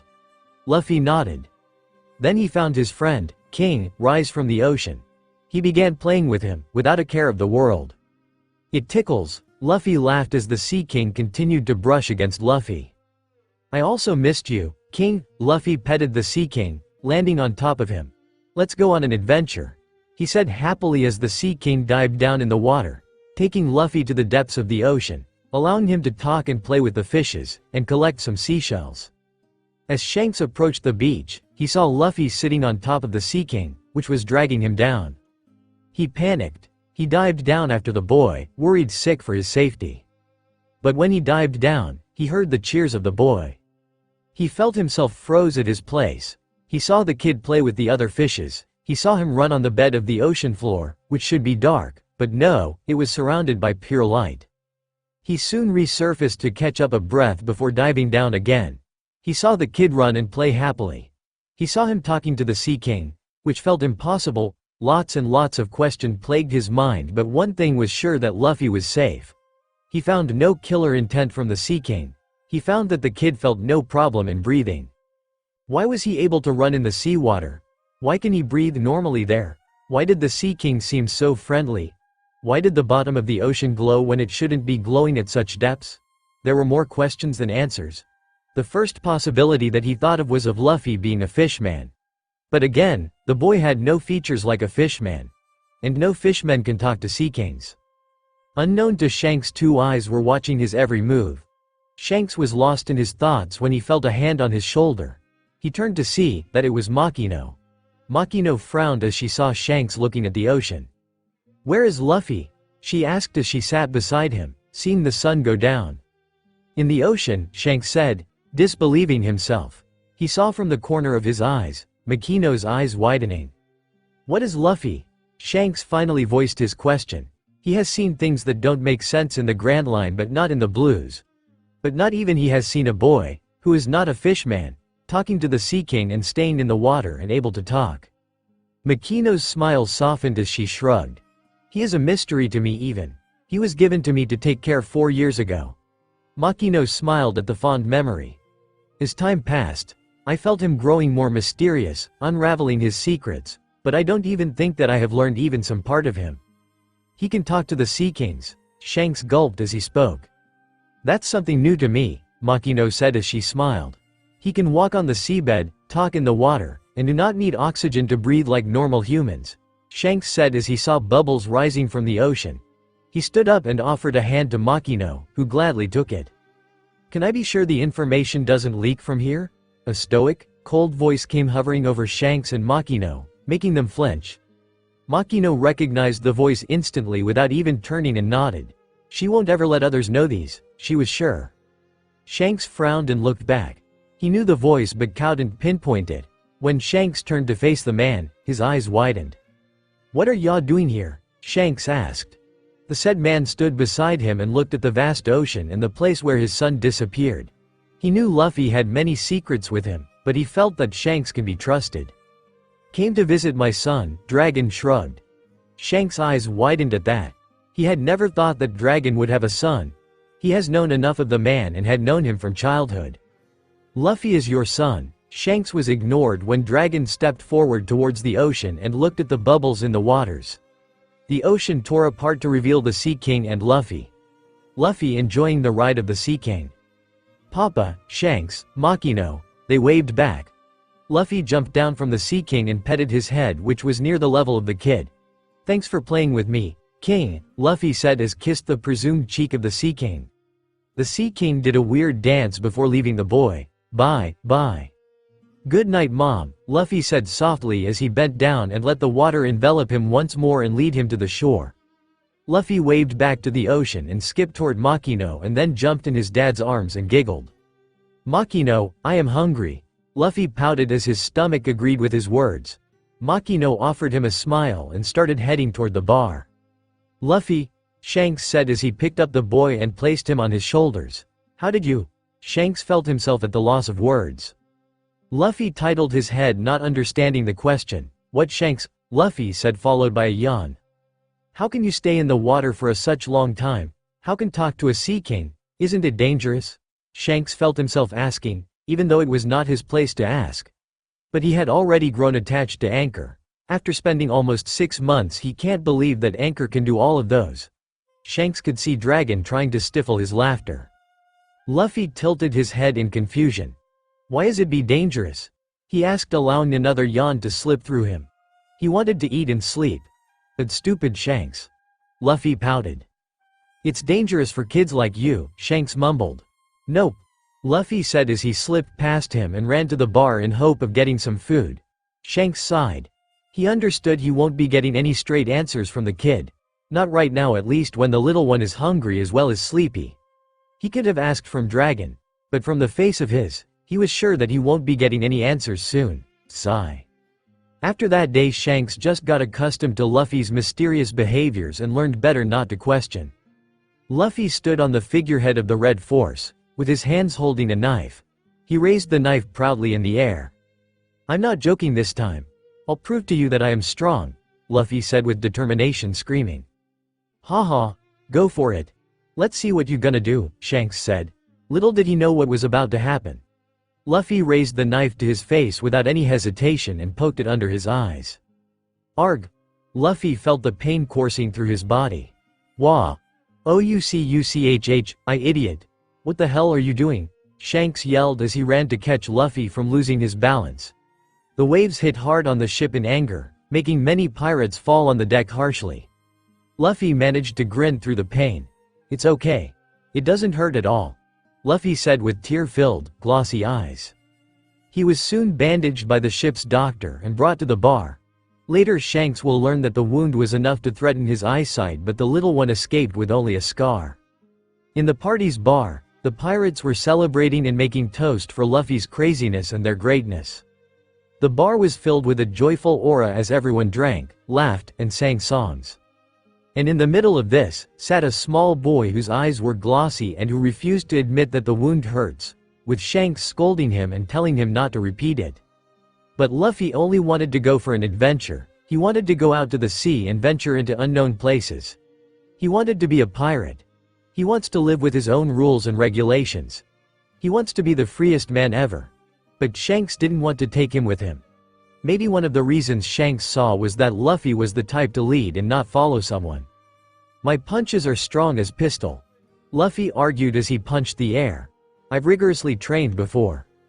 Pistol? Wow. Really? Shanks said in an unimpressed tone. What kind of tone is that? Luffy frowned. Shanks's crewmates did a happy dance in front of Luffy, igniting his determination for becoming a pirate. They told him the wonders of being a pirate and the freedom they get. Luffy listened to them with stars in his eyes. Luffy grinned happily at them. Yep, I know, sailing to faraway places, with friends is the best thing that could ever happen. Don't give him these dumb ideas, guys, Shanks said as he continued munching on his food. But it's the truth, right? Lucky Roo said, grinning. Captain, why don't you take him with us one time? It's not a big deal. Luffy jumped in enthusiasm but was soon deflated when Shanks asked the pirates to give their seats for the kid and everyone betrayed Luffy. Luffy huffed as he sat on the table and started munching on the food. The most important thing is that you're still too young. Shanks continued, but Luffy's attention was now caught in the other thing. The chest that lay on the counter. The chest had something in it and it was calling for him. He suddenly felt empty, like something was missing. That was when the door creaked open, with a large bang. Luffy's attention snapped to the bandit as he stared into his eyes. He frowned and paid his attention to the chest. He opened the chest with his small hands and saw the familiar fruit stare back at him. A smile found a way to Luffy's face, as he gulped the fruit in one go and chuckled at the weird taste.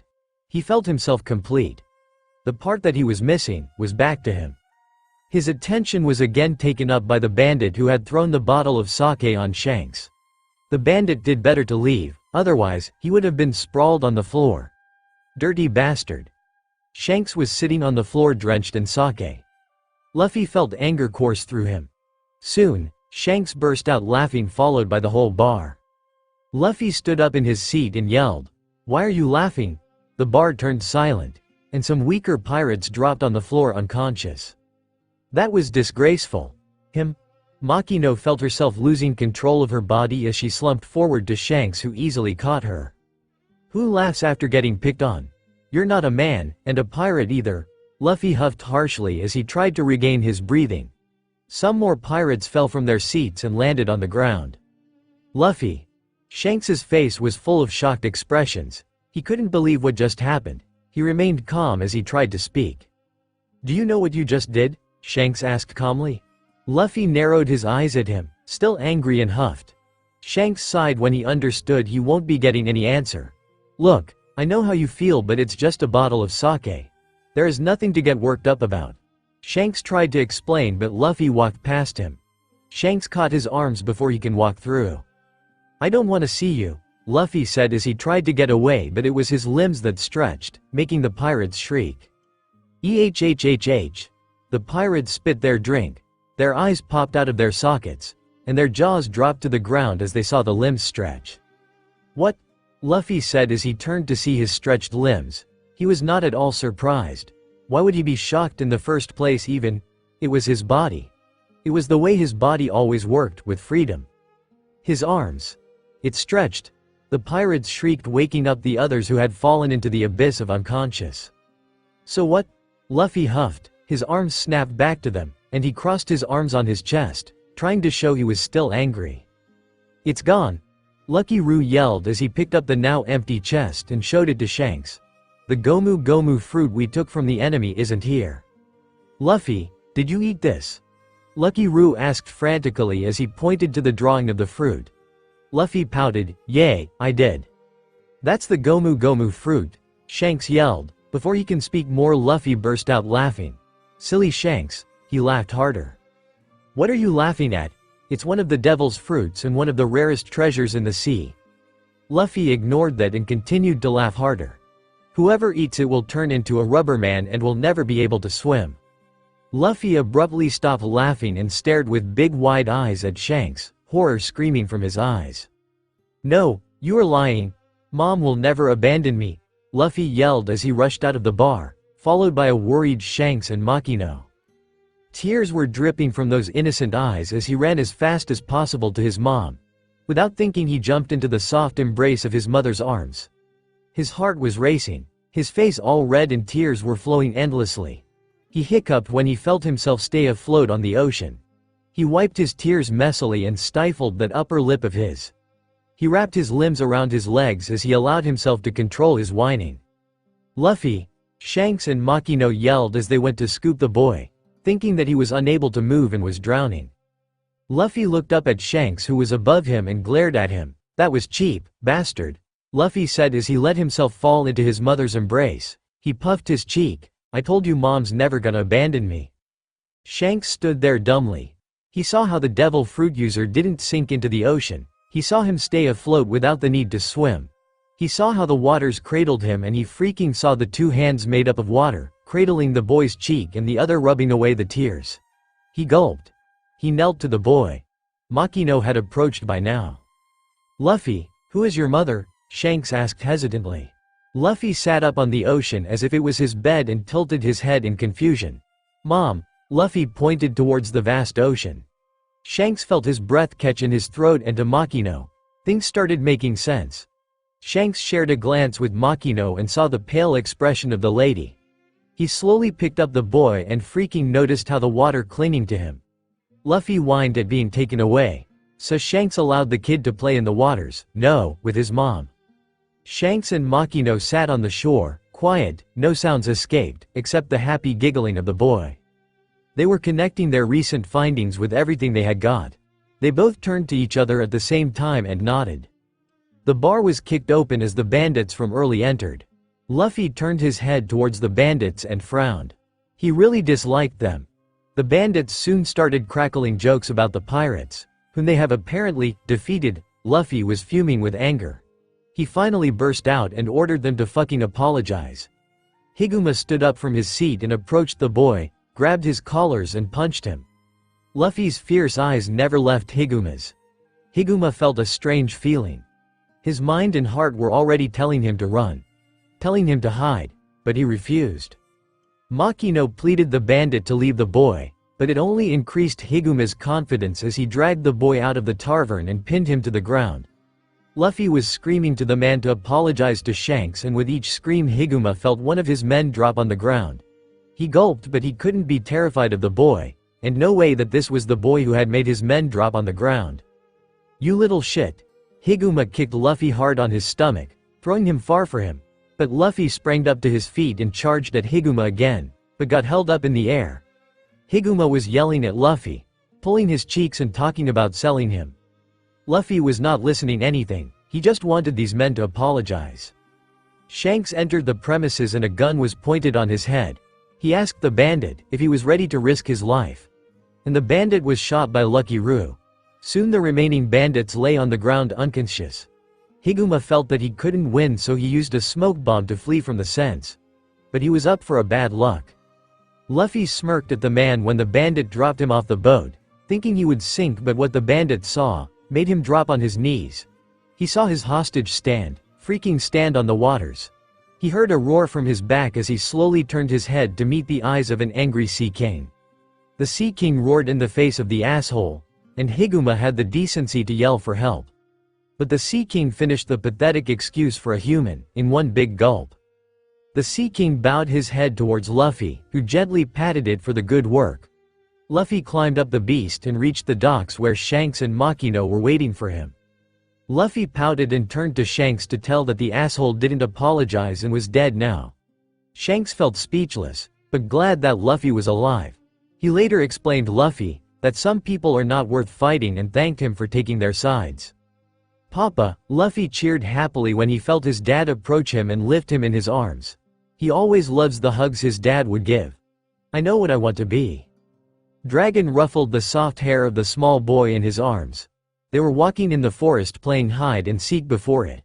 "What is it?" Dragon smiled, waiting to hear his kid. "I want to be the freest man in the world. So, I am gonna be the Pirate King." The sun shone on the kid's face brightly. "I would accept nothing less from you." "Lu?" Dragon tossed Luffy in the air, making the kid squeal in delight. How he loves his son. He is too adorable to be not pampered. It was time for them to leave. Shanks felt sad to leave Luffy and Makino. But he had his adventures and he felt it calling him. He ruffled Luffy's hair as he tried to lessen the sad atmosphere. "You really are leaving this time?" Luffy pouted. He liked Shanks and his crews. They're his first human friends. "Yep," he said, looking at his surroundings. "We stayed here long enough. It's time we move on." Shanks said, "Are you upset?" "Nope, I'll become a pirate by myself," Luffy said with a grin. "Hey, I wouldn't take you even if you begged me." Shanks poked his tongue out, teasing the little kid. "You don't even have what it takes to be a pirate." "I do," Luffy said. Shanks could see something, which he had never seen in the carefree little child. "One day, I'll find myself a crew that is stronger than yours," Luffy huffed, "and become the king of pirates." The words were clear to everyone. Everyone saw the little boy glow with determination. But what Shanks saw were the golden eyes that appeared for a moment. Shanks saw what no one saw, a boy standing in front of him, in pure white, grinning with complete confidence. Shanks was left speechless for a moment, but then he smiled. "Oh, so you want to be bigger than us, huh?" His hands went towards his hat. "Well then.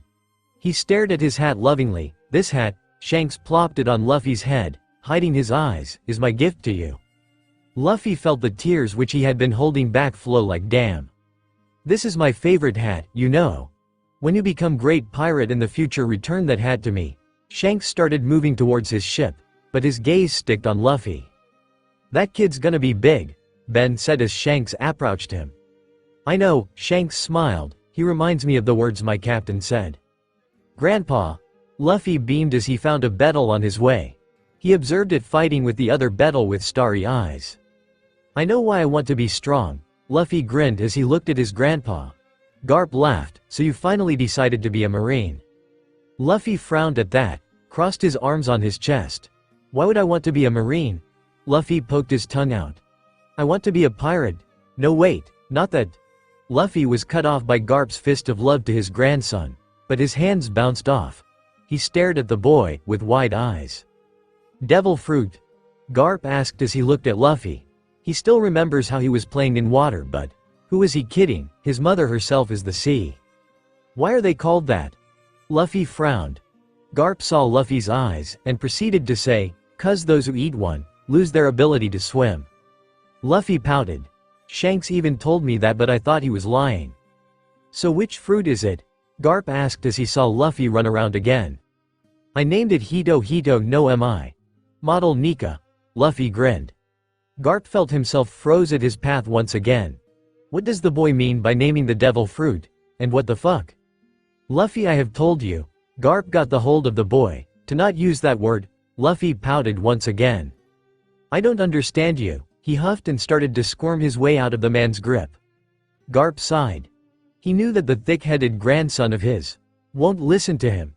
He can't allow the kid to roam in Fuchsia anymore. So, he started walking towards the one place where he knew the brat will be safe. "Why don't you tell me why you want to be strong?" Garp asked, trying to distract the boy from frowning and pouting. As he thought, Luffy smiled widely before turning to Garp. "I want to be the Pirate King." Luffy grinned, followed by a giggle. Garp felt himself smiling a bit, but coolant helped worry engulf him. "So, you want the legendary treasure, One Piece?" Garp asked as his eyes never left Luffy. The brat was playing with the butterflies, beetles, grasshoppers and whatnot. "You have to reach the end of the world for it." Luffy turned towards him again and grinned. The sun shone on his face as he proceeded to speak his next words. "Yep, I'll find it." They were standing in front of Dayton's hideout. Garp banged the door and in response a voice yelled to stop banging the door. Dayton got out of the door and her eyes popped out of her sockets, as she saw Garp standing and laughing outside in all his glory. Then, her eyes landed on the kid which was dangling in the hands of the man. Garp noticed this and laughed. Luffy looked up and his eyes caught that of Dayton. Dayton felt her knees give up, when the gaze of the kid landed on her. She was lucky to have caught the wall, otherwise she was sure that her legs would have given up. Then the kid started giggling and laughing. His grin was too wide. Dogra and Mogra, who came after they heard Dayton yell, were met by the same gaze, and had dropped to their knees. Garp laughed, and Luffy broke the eye contact finally. "Luffy, say hi." Garp grinned. "Yo." Luffy gave them a bright smile. The bandits felt their breath catching up to them. "Take care of him, FN Ned. He is my grandson." The bandits paled in horror. They can't tackle a monster. The boy felt too powerful. Moreover, Garp's real grandson means a lot. They tried to deny it with all their might, but Garp just picked his nose. Luffy had squirmed his way from Garp's grip and was now exploring the area. He felt someone looking at him and his eyes caught that of a glaring boy. Luffy felt hatred, despair, agony, loneliness and all negative sad emotions coming from the boy. He felt sad. He saw how the boy hated himself and not others. He saw how the boy questioned his own existence. Luffy frowned at that and felt himself dodging the spit. Garp came from behind and saw Luffy's sad eyes linger on Ace. He patted Ace and told that Luffy was his little brother now. Ace ignored the two and banged the door on their faces. Luffy turned to Garp and asked why Ace held so much sadness and pain within him. Garp smiled sadly at that. He didn't say anything. It was not his place to speak. But Luffy declared soon enough that he will change it. He will make Ace happy, and he rushed to the bandit's house. Garp chuckled. He knew he can. He then left the place. Ace was in his room, catching his breath. When he met his kid's eyes, he felt that all his secrets were left open in front of the kid to see. He hated it. He hated how he lost his control over his body and averted his gaze. He should have acted soon. How ridiculous it felt to him, to be scared of a kid for a moment. Ace gritted his teeth. Luffy tressied his hands towards the meat, but was snapped back by the curly women, who told him that it was Ace who had caught it, so you won't get any. He only received a bowl of rice and a glass of water. He was also told what he would have to do as a bandit and that he can't complain to his grandpa about it. Luffy didn't pay attention to the fat woman and dumped the rice in his mouth, before drooling on the meat, which he wasn't allowed to eat. The bandit told him that he had to fend for himself if he wants to eat, to which shrugged. Grandpa used to throw me into the jungle. There's a bunch of stuff I can eat, Luffy grinned. Also, Mama can feed me if I ask. Luffy spoke the last sentence like a whisper. He then saw Ace leave the house, so he followed him. He wanted to be friends with him. Hey, I'm Luffy, Luffy grinned. Be my friend. Ace frowned at that and kicked a tree. It started to roll over, taking Luffy with him. But Luffy stubbornly followed Ace. Ace was in the bridge when he saw the boy again. He shook the bridge violently, making the kid lose his footing and fall in the valley. When he returned back, he was asked about the whereabouts of the boy, which he replied that he doesn't know. It was after a week that Luffy returned to the hideout, all tired, clothes torn and covered in wounds. As soon as he reached the door and opened it, he heard the curly woman yell something at him about where he was. He huffed and told them that he was chased by the wolves. He then drifted off to sleep. He woke up the next day to his growling stomach. He saw Ace leaving, so he followed the boy and told him to be friends with him again. But as usual, he was ignored and he still managed to lose sight of him. Sometimes he would fall in the river, and that was the only best thing that could happen to him after a stressful day of trying to find Ace. His mother would tell him to not lose his patience and continue looking. But she would snicker at his attempts playfully. She told him about how strong Ace was and told him why he held so much hatred inside him. Luffy understood it and promised his mom to make Ace happy. Those were the only times he would be able to eat something filling. Luffy kept losing Ace, day after day, 1 month then 2 months. On rainy days and windy days, he kept on following Ace. He pushed on despite his injuries. Today was another day of losing sight of the boy when a bear apparently thought to attack him. Ace was hiding nearby and watched the boy facing the bear, his hands clutching his pipe tightly, ready to take down the bear. Luffy pouted at the angry animal. Hey, Luffy waved his hand. The bear seemed to have stopped to look at his possible future meal. Have you seen Ace? The bear looked around, not thinking that he was the one to be asked. But he found no one. He looked at his meal again, ready to roar. Come on, Luffy whined. You can tell me that much. The bear looked again down. Is he asking me? The bear spoke. Silly Mr. Bear. Luffy giggled. Who else is here than any of us? You can listen to me? The bear asked with wide eyes. Yep. Luffy grinned. So, have you seen Ace? The bear shook his head and Luffy puffed his cheeks adorably and went to the other side to find Ace. Ace, who was seeing all these things happen, left quickly. He ran to Sabo to tell about the mysterious kid, whose gaze feels like he is unraveling the person's truth, and who freaking talked with a bear. Sabo just took it as a joke. It was almost 3 months of chasing after Ace when he had again lost track. He was now in the middle of a garbage dump. It stinks. But Luffy felt no problem as he kept on walking ahead, in search of Ace. Bad people stopped in his path, but Luffy didn't falter. He kept on searching for Ace. That was when he entered a forest and heard someone talking. It was Ace. He was with someone else and talking about the pirate fund and a ship. You guys also want to be pirates? Luffy beamed, gaining the attention of the 2 boys sitting on the tree branch. They climbed down the tree and glared at the boy. Ace, you come out here every day? Luffy grinned as he noticed Sabo. Sabo felt himself taking a step back. His back hit Ace's hands. He felt that Ace indeed was true about the gaze of this boy. The boys soon grinned at Sabo. Are you Ace's friend? Be my friend too? Luffy chirped. Shut it! Ace yelled as they tied the little boy to the tree. But Luffy kept on grinning at them. He found out about our secret. Ace glared at the boy. If we leave him alone, he'll tell someone. Let's kill him.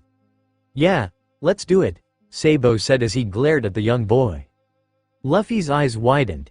Don't do it, I want to be your friend.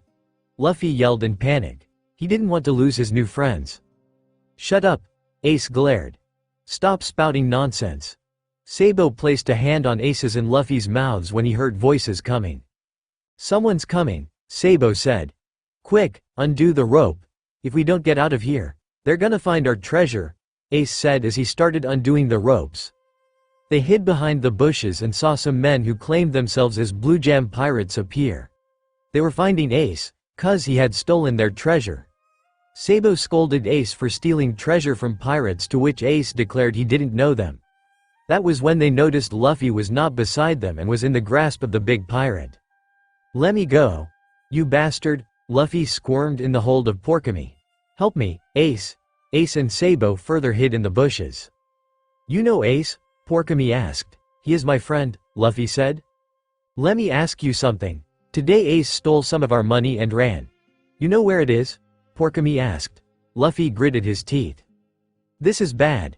They're gonna take all our treasure, Sabo yelled in a whispering tone to Ace. Ace glared at the kid and spoke. That idiot better not say anything, Ace growled. Luffy averted his gaze from the pirate and twisted his mouth. I dunno. He's such a bad liar, everyone who witnessed it thought. Porkamy carried the boy away, threatening him to jog his memory. Luffy struggled in the pirate's grasp, trying to free himself. Inside the pirate's hideout, Luffy was bound to ropes and was being hammered by the pirate. But it did nothing to Luffy. Everyone saw Luffy spring up from his place and glared at the men. So a devil fruit? Porkamy frowned and pulled the boy's cheek, which stretched before snapping. Bring my gloves, Porkamy ordered his men, and hanged the brat, and started using him as a punching bag. Blood spilled on the floor, and tears and snot littered Luffy's face.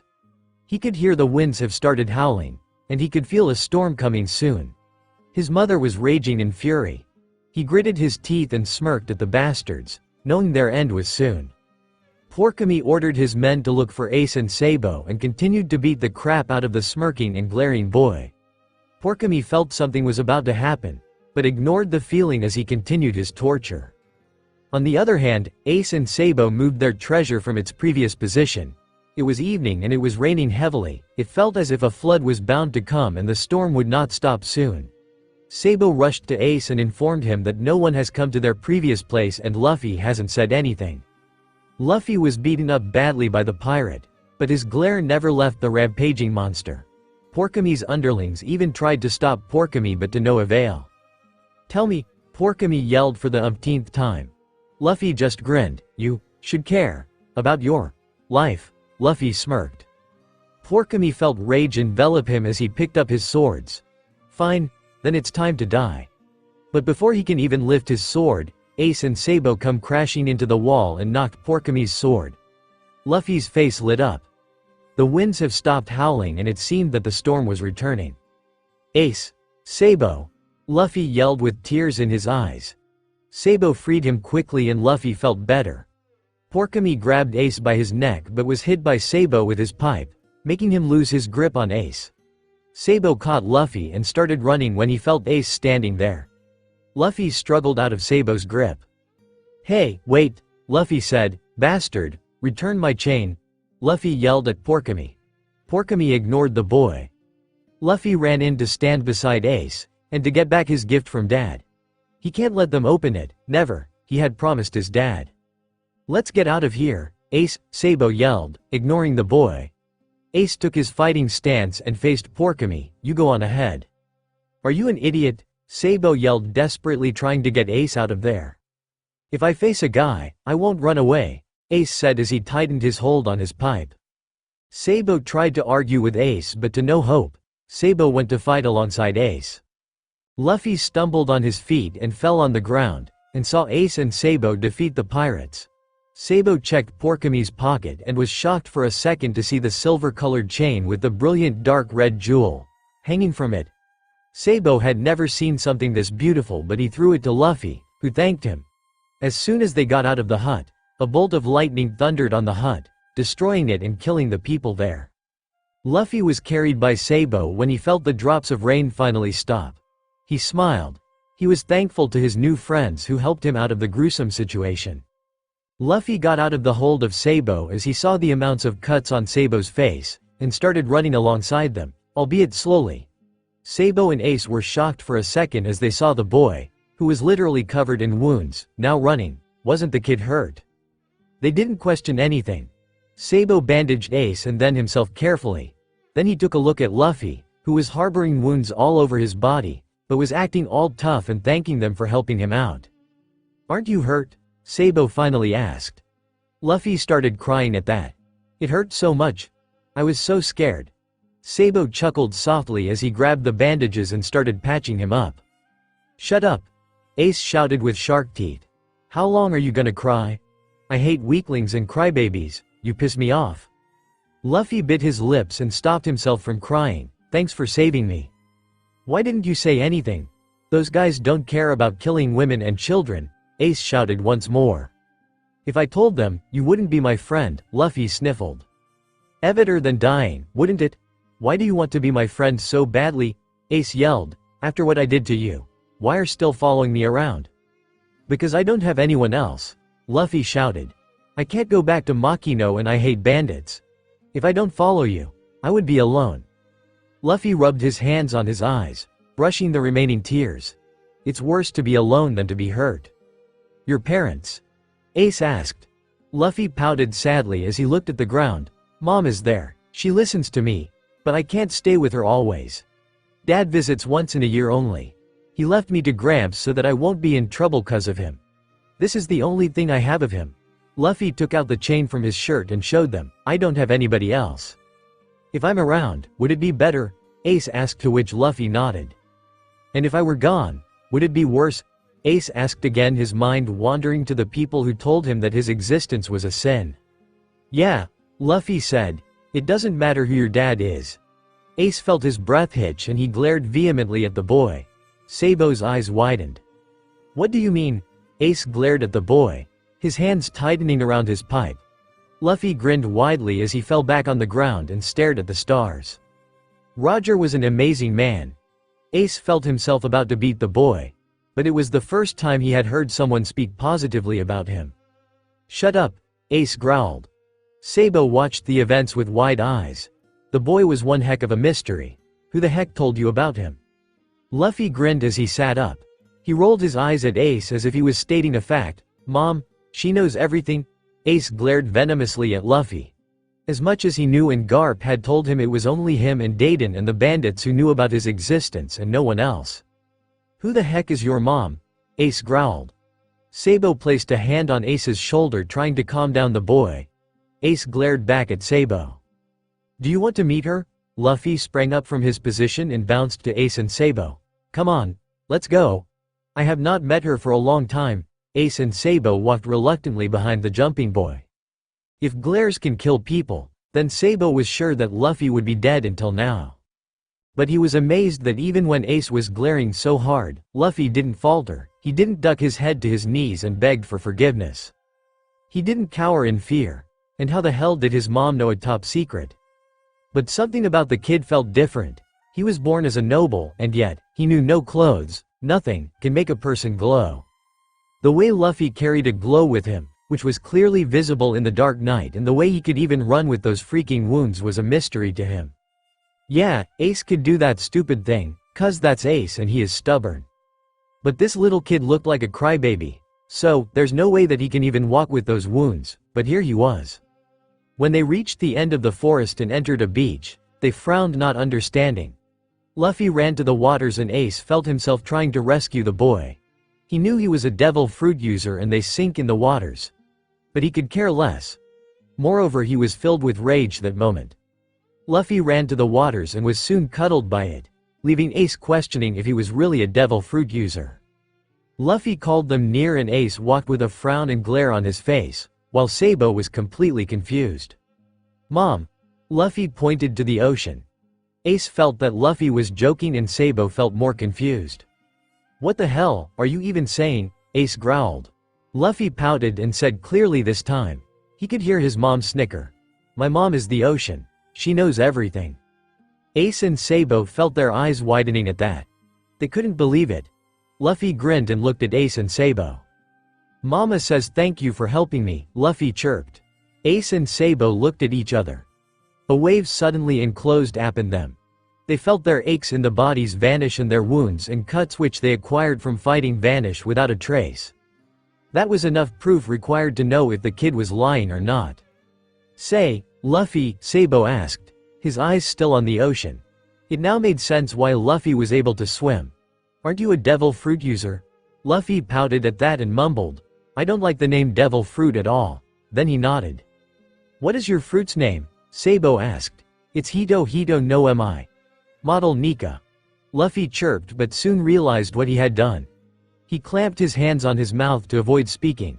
He did trust his new friends, but Grandpa would scold him if he knew that he had spilled his secrets in one day. Ace and Sabo looked questioningly at Luffy. I wasn't supposed to say that. Forget that, okay? Luffy started to walk towards the hideout. Ace and Sabo just shrugged it off. On the way, they realized that Blue Jam will hunt them more now, and Sabo basically lives in the Grey Terminal, so it will be way too dangerous for him to sortie there. Ace and Luffy suggested him to stay with them in Dayton's hideout. After getting chased out of Grey Terminal, Ace's friend Sabo came to live with them. Dayton had accepted the boy with not much difficulty. Ace, Sabo, and Luffy.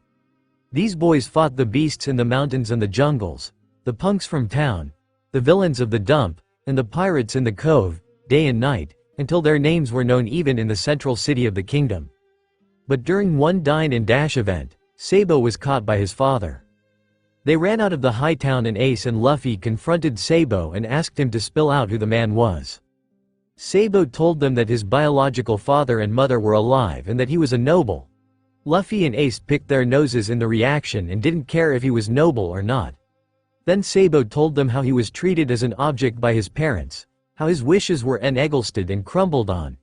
He told them how they forced him to behave, and even when something wrong happened, they wouldn't care for him much. So, he had escaped from the cage, the noble's house. Ace, Luffy, Sabo said fondly, we have to make it out to sea someday. We'll leave this country behind and gain our freedom. Sabo balled his fists. Determination screaming from his body language. I want to see the world in all its glory and write a book about all the things I find. If it's the sailing I'm studying for, then I don't care how hard I have to work. We've got to get stronger and become real pirates. Ace was standing near the cliff, smiled and laughed. I don't need you to tell me that. I'm gonna become a pirate, beat every last person who stands in my way, and earn myself the kind of glory that dreams are made of. Only then will my life have been worth living. I don't care if the whole world refuses to accept me. They can hate me all they like. I'll become a great pirate and prove I'm better than them all. I won't run from anybody. I'll never lose. I don't care if they end up terrified of me. I'm gonna make sure the whole world knows my name. Luffy grinned and laughed. All right, well, then.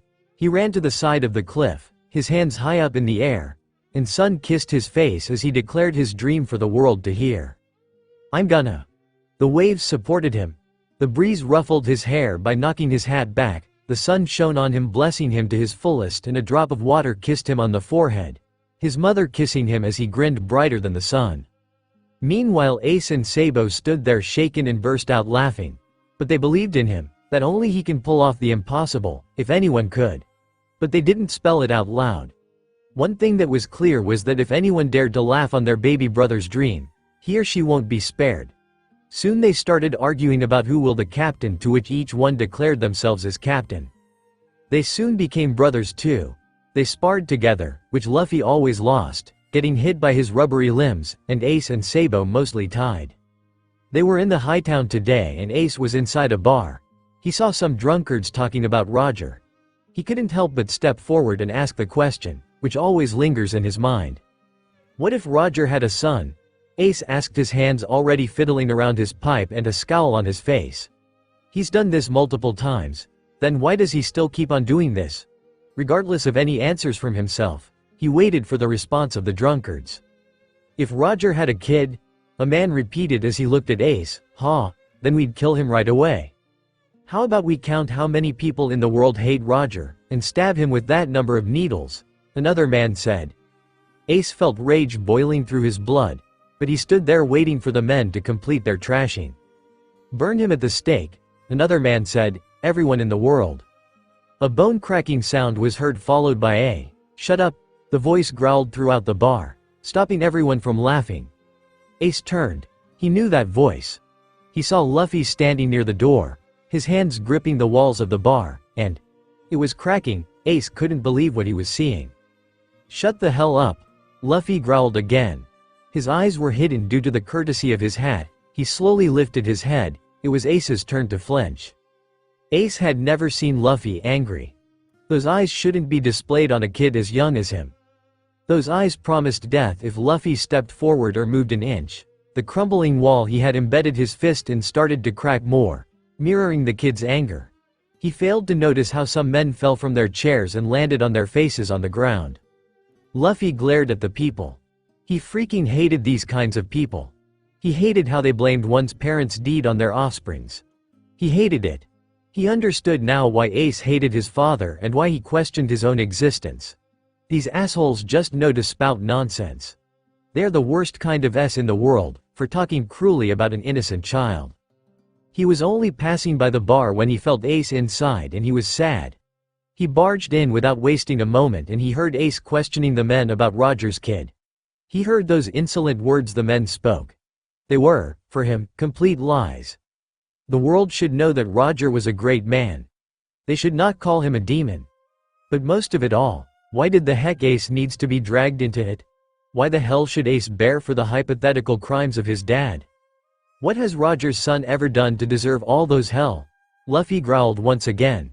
His fists ground on the wall, a crater already forming, giving the wall a big hole. "Luffy," Ace said.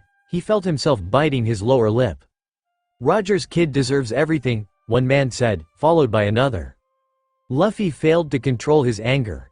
His fists landed harshly on the wall behind him, and the wall was completely demolished from existence.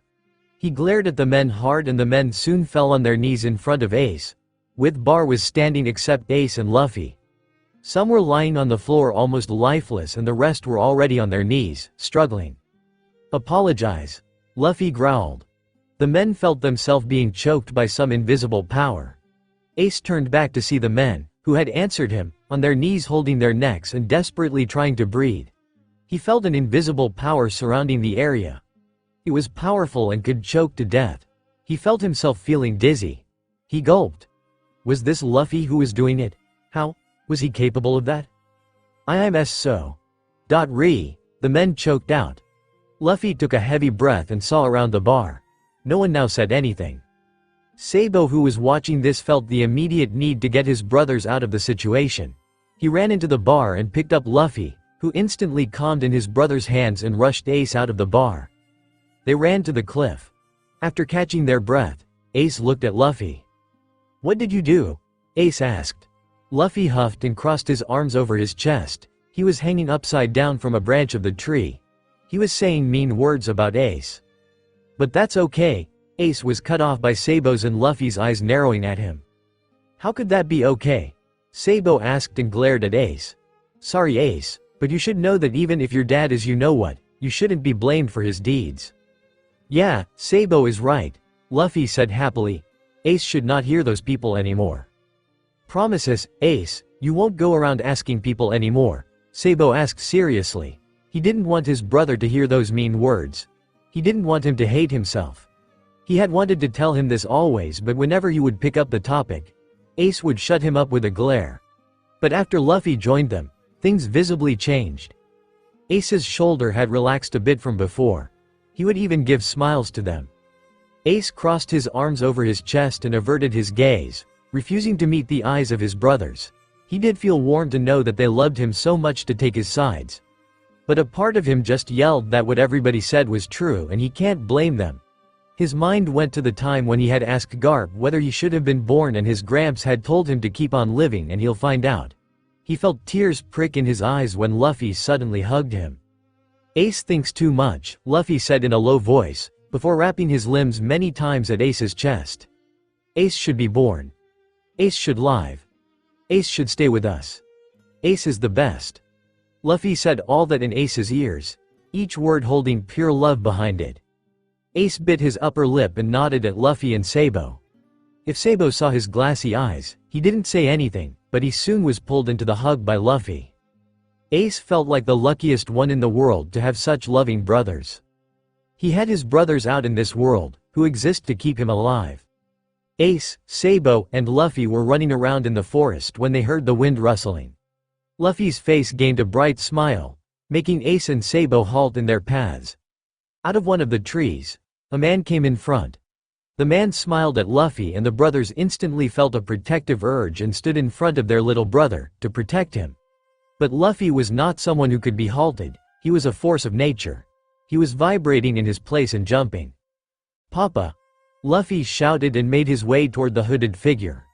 Ace and Sabo titled their heads in confusion and saw their little brother being lifted from the ground and in the arms of the man. They couldn't see his face clearly. "I missed you," Luffy chirped, like his usual self. Then he started babbling all about how he met Ace and Sabo and how they were brothers now. They could see the man smiling and approaching them. "Thank you for taking care of my son," the man said as he bowed a little with Luffy in his arms. The man's hood came down and Sabo felt like he was dreaming. His eyes widened. "D-Dragon?" He didn't even think that he had uttered those words. Dragon wore an amused expression on his face. "Yes." Dragon gave a small smile and placed Luffy on the ground, with his brothers. He put his hands inside his pockets searching for something. "Do you know him, Sabo?" Ace asked, looking not at all interested in the man and more interested in keeping an eye on Luffy, who was jumping around and showing the beetles which he had caught a few minutes ago to his dad. And his dad was paying his full attention to the energetic kid. Sabo nodded his head. "He is Dragon the Revolutionary. The world government considers him the most wanted man in the world. The Revolutionary Army's main objective is to fight against the world government's rule over the world." Dragon raised an eyebrow at that. This kid seemed knowledgeable yet with a noble attire. "What do you think about nobles?" Dragon asked, his curiosity getting the best of him. Sabo grinned maliciously and looked at Dragon straight in his eyes. His eyes held a mischievous twinkle which made Dragon smile. "Nobles are worthless as bags. They use their status and position to escape from their crimes, which is unacceptable." Dragon grinned at that. He already likes the kid. Dragon brought his hands back from his pockets and placed the bag of candies and sweets in front of the three kids. Luffy directly attacked them, making Dragon chuckle. "Lu, you need to share it with your brothers." Dragon grinned and took out some picture books about pirates and handed them to Luffy, who was now visibly thinking about what he should do first. Eat sweets or read stories about pirates. Who was he kidding? He started doing both together. Ace and Sabo were now eating the sweets with Luffy. He could see the happiness radiating from them.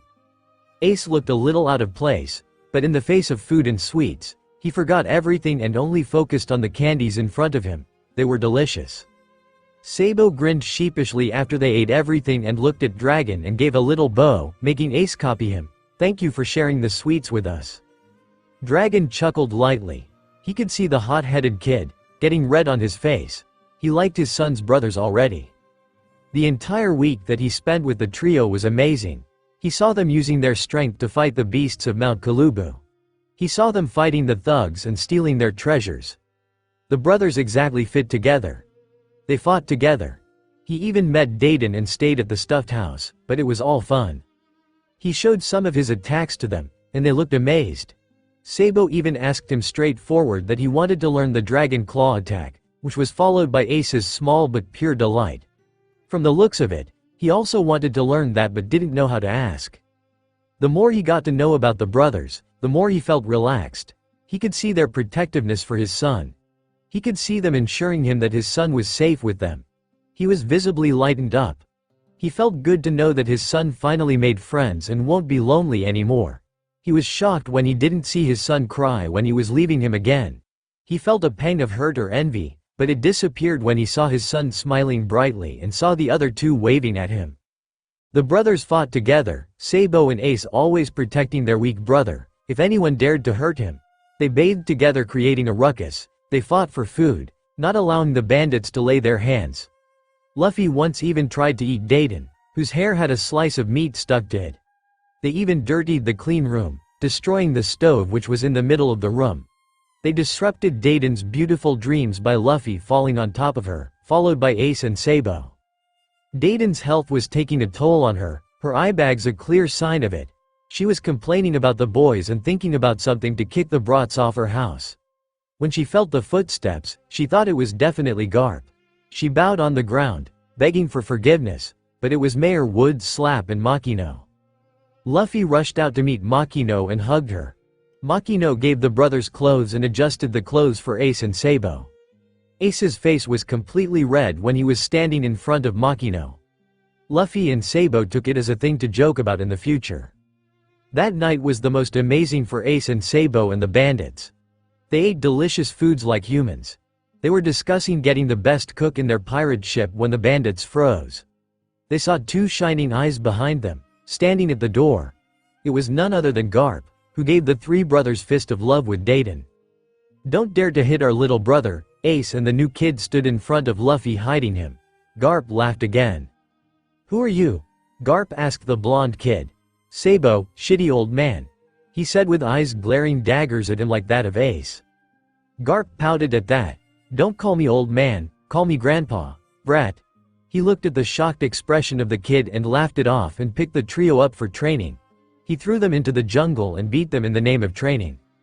Right now, they were laying on the ground, beaten up. Garp was there collecting firewood. Luffy had apparently fallen asleep. Garp set up a campfire. He sat in front of Ace and Sabo and started speaking. "I want you both to protect Luffy," Garp said, his eyes landing on the boys. Ace frowned at that and Sabo raised his eyebrows. "We won't let anything happen to him, old man," Ace said, his arms crossed on his chest and faint reddish blush carving up on his face. "You don't have to tell us, shitty Gramps," Sabo nodded in agreement.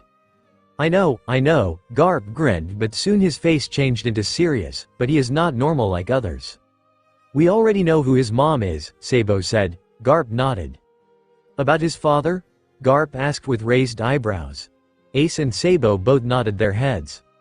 "He is very light-lipped and says things that will definitely lead to his hunt," Garp sighed. Ace raised an eyebrow at this. "What do you mean he will be hunted?" Garp frowned. "I believe that he had already said the name of his devil fruit?" He saw them nodding and Sabo informed him. "If any of the world government agents heard the word Nika and understood what he is, he will be killed in an instant, regardless of who his father is," Garp said, and he could see the horror in the eyes of the boys. "What do you mean by Nika?" Sabo further asked. Luffy groggily opened his eyes and spoke. "Did someone call me?" Garp frowned at that. "Luffy, your name is Luffy, not that," he said with anger. Luffy, who sat up now, glared at Garp before frowning. "But why do I need to hide my real name?" he asked and crossed his arms on his chest. "I don't understand at all." "Your real name is Nika?" Ace asked, to which Luffy nodded happily. Garp scratched his head in worry. "Fine," Garp said. "Listen to me." Luffy looked at Garp and the others. "Even did they ever come to know about your real name? And if by any chance the world government came to know about your existence, they will kill you in spot." "Why will they kill me? 'Cause of my name?" Luffy frowned but soon burst out laughing. "And do you think?" Luffy's eyes flickered to golden. "They can kill me?" Luffy started laughing hard, his one hand on his stomach and the other on his eyes. The last part of the voice didn't seem like Luffy, but yet, it did. The voice held authority, power, and above all, a peal of carefree laughter. It was as if a sleeping part of Luffy had just spoken.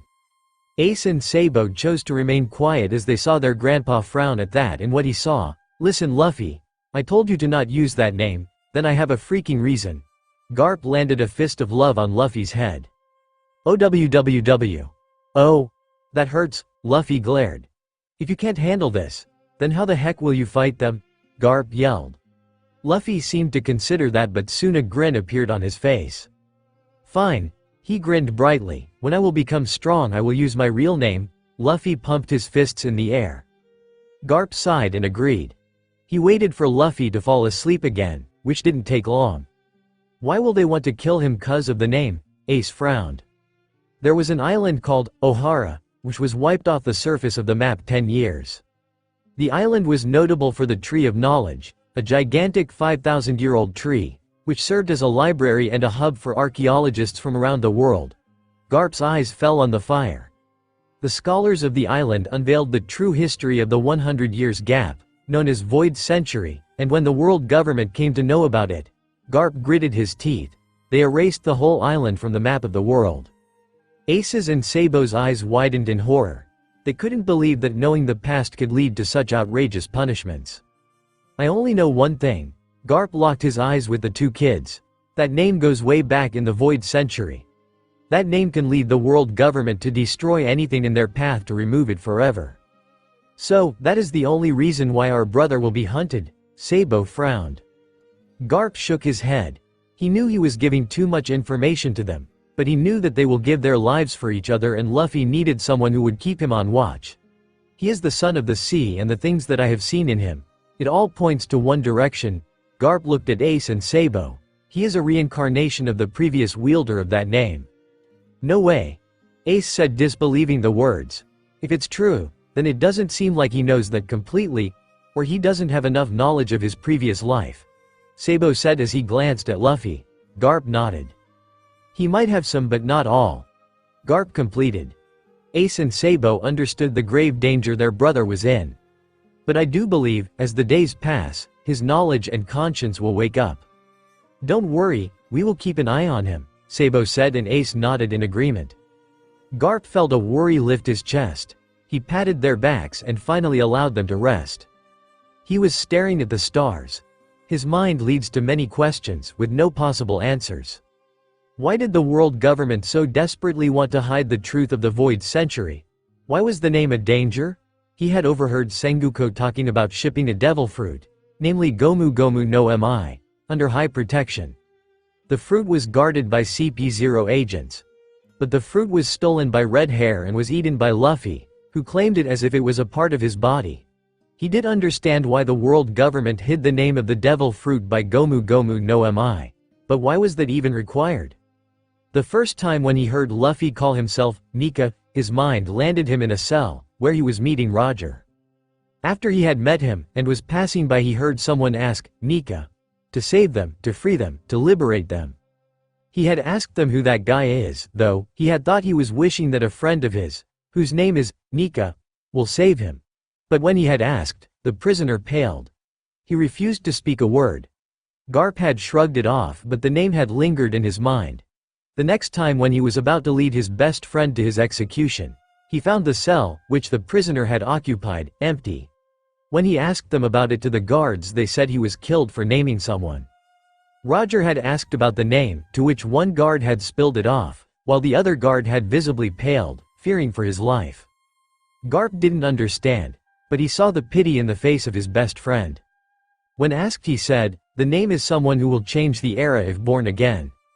Someone who will bring real justice to the world and whom the top dogs fear, who would go to any extent to remove the name from history itself, as they had done centuries ago. They stuck a note on the wall of Dayton's hideout, stating they were moving out. They didn't want to go through the shitty Grabs training. Those hurt. They hid under a tree that day. It was raining. They were sleeping, in the company of each other, happy to be together. When Dayton first read the note, she ignored it. She knew kids were monsters and they could fend for themselves.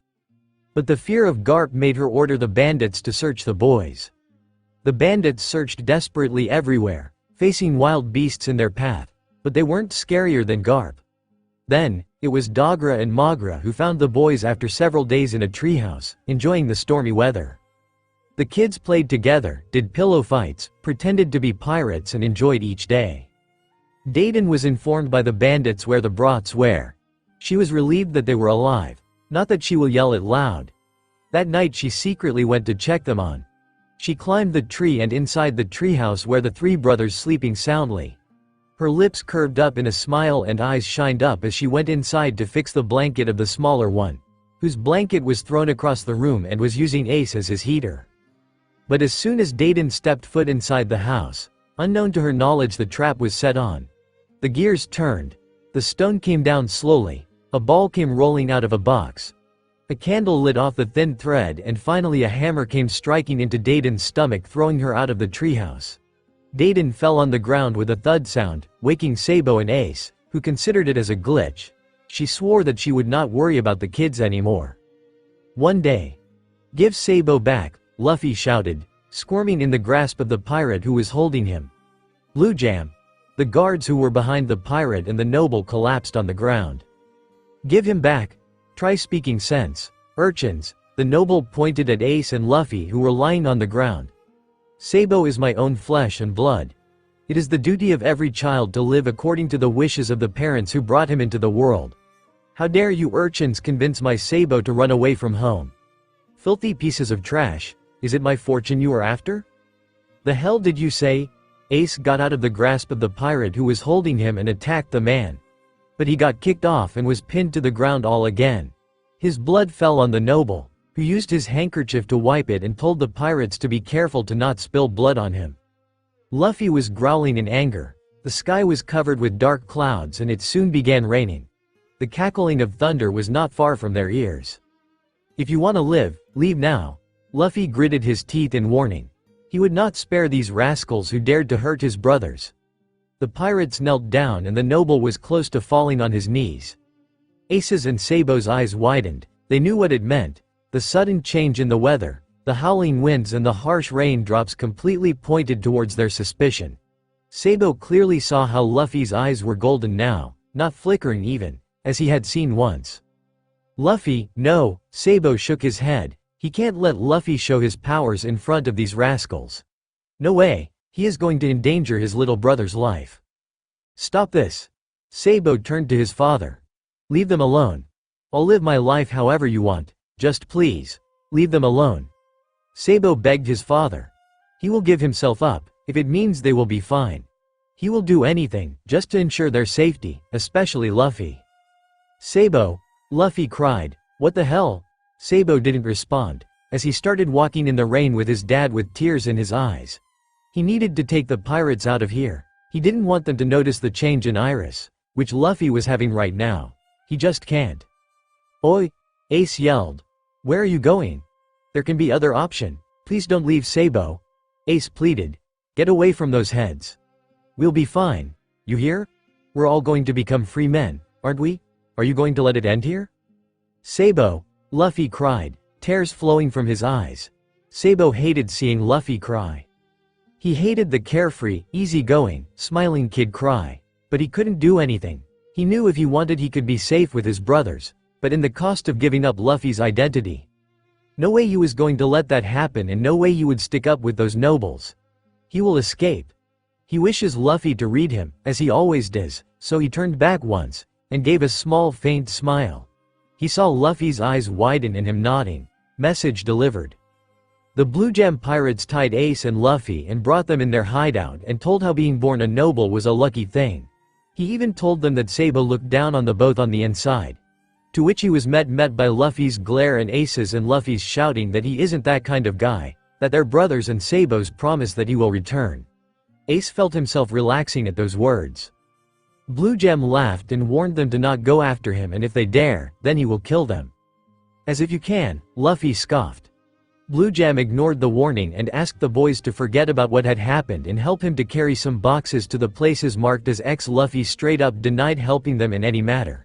He didn't like it and it smelled too fishy. Ace also denied to help. Do you want me to kill Sabo? Blue Jam threateningly asked the kids. Ace glared at him. Luffy scoffed, if you dare to point your weapons on my brothers. Luffy gave a cocky grin, then prepared to die. Luffy gritted his teeth and glared at the pirate. I'll tear you apart. Shut up, squirt, Blue Jam said. He felt his soul leaving his body. He felt as if he was being ripped apart from within. Ace applied pressure on the ropes and the ropes finally came undone. He stood in front of Luffy, who was squirming his way out of the rope now.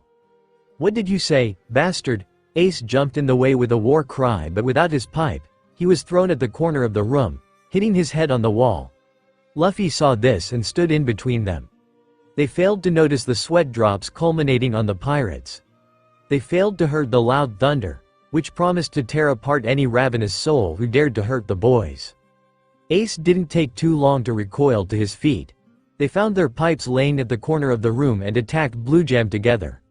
Blue Jam lost his footing, and was about to hit Ace and Luffy, when he felt a pressure choking him.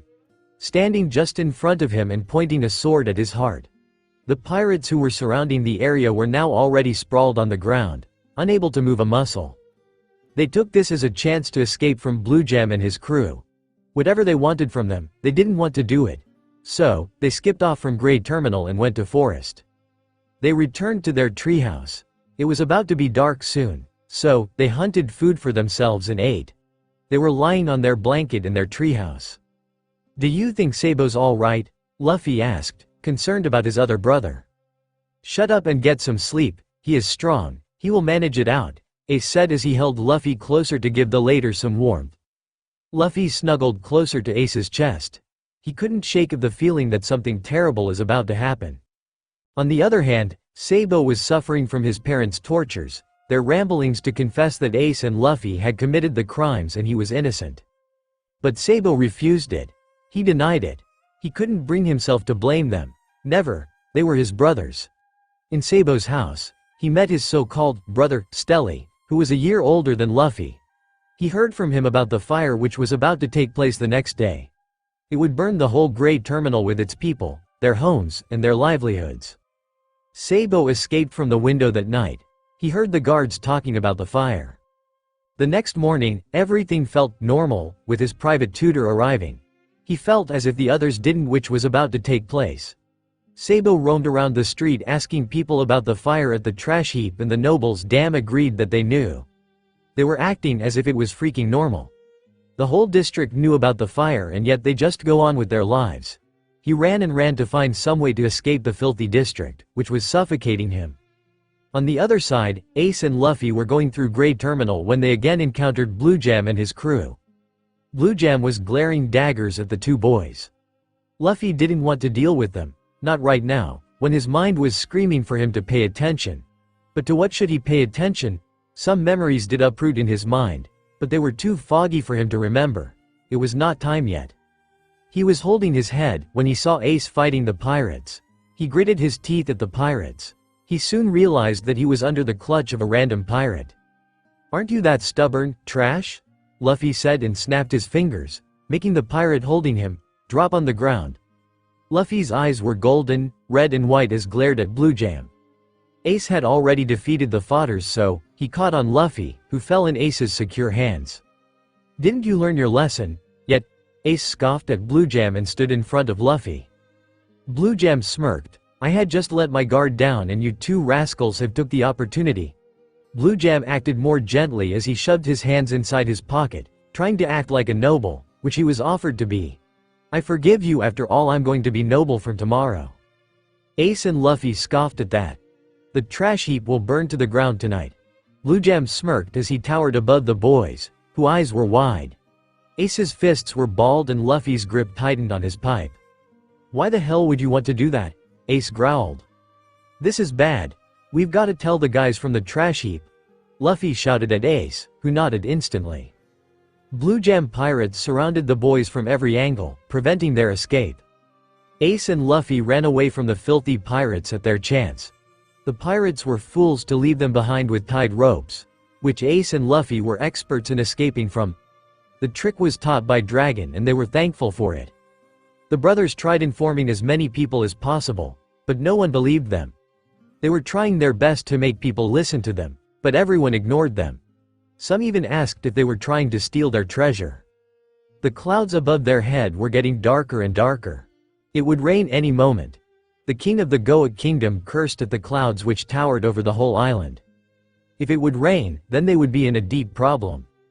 The fire had already started. He could see the gigantic flames that were rising from the walls, and slowly, the rain started dripping from the sky. It was light but soon became heavy, overpowered by thunder and wind, which were doing their work perfectly in spreading the fire, even if the rain was doing its best to remove the fire. "The fire will burn the trash heap tonight." The king relaxed and went off to bed, not knowing what he had done. At the dead of the night, the fire started, destroying the people's houses. They tried to cross the massive gate, but were shot down. They started going the other side, hoping to escape with their lives. The path to the coast was blocked. The path to the forest was set ablaze. The path to the high town was guarded and closed. So, where were they meant to go? There was nowhere to run. The people who were warned by the two brothers now regretted not hearing them. They cursed themselves. Luffy and Ace made their way out of the inferno and were in the middle of the Grey Terminal. On the other hand, Blue Jam and his crew were denied entry into the High Town, betrayed by the king to the promise to make them nobles, and their damned ship was even destroyed. In the Grey Terminal, children were crying, holding their parents, and people were running anywhere where there was no fire, and Ace and Luffy were now surrounded by the Blue Jam pirates. Sabo was standing in front of the gates, trying to get through them, but he was beat badly and thrown into an alley. Dragon, who was passing through the place, saw Sabo and immediately recognized him. He gritted his teeth. He likes the kid and he is his son's brother, meaning he is family. Sabo looked up at Dragon and clutched the man's coat and told him about the fire and who were behind it, the royals and the nobles. Luffy and Ace, I'm worried about them. Sabo looked at Dragon. There's something in this district that stinks worse than the trash heap ever did. The people of this district are rotten on the inside. Sabo told Dragon, who was carrying him, if I stay here, I'll never be free. I'm ashamed to have been born a noble, Sabo cried. Tears streamed down from his face. See what you have driven this innocent child to say, Kingdom of Goa, Dragon thought. He used his devil fruit and easily crossed the walls without getting noticed. They were face to face with the fire.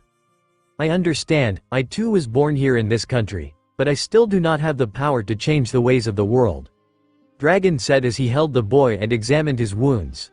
He was debating if he should go in the fire with Sabo, but he couldn't see a choice. He couldn't leave him there all alone. He saw Sabo fading in the darkness. He saw him collapse in his arms. Dragon tucked him carefully in his cloak and made a way for the people of the Grey Terminal to escape from the fire and began his search for the two boys. He knew with Luffy's and Ace's habit of being trouble magnets.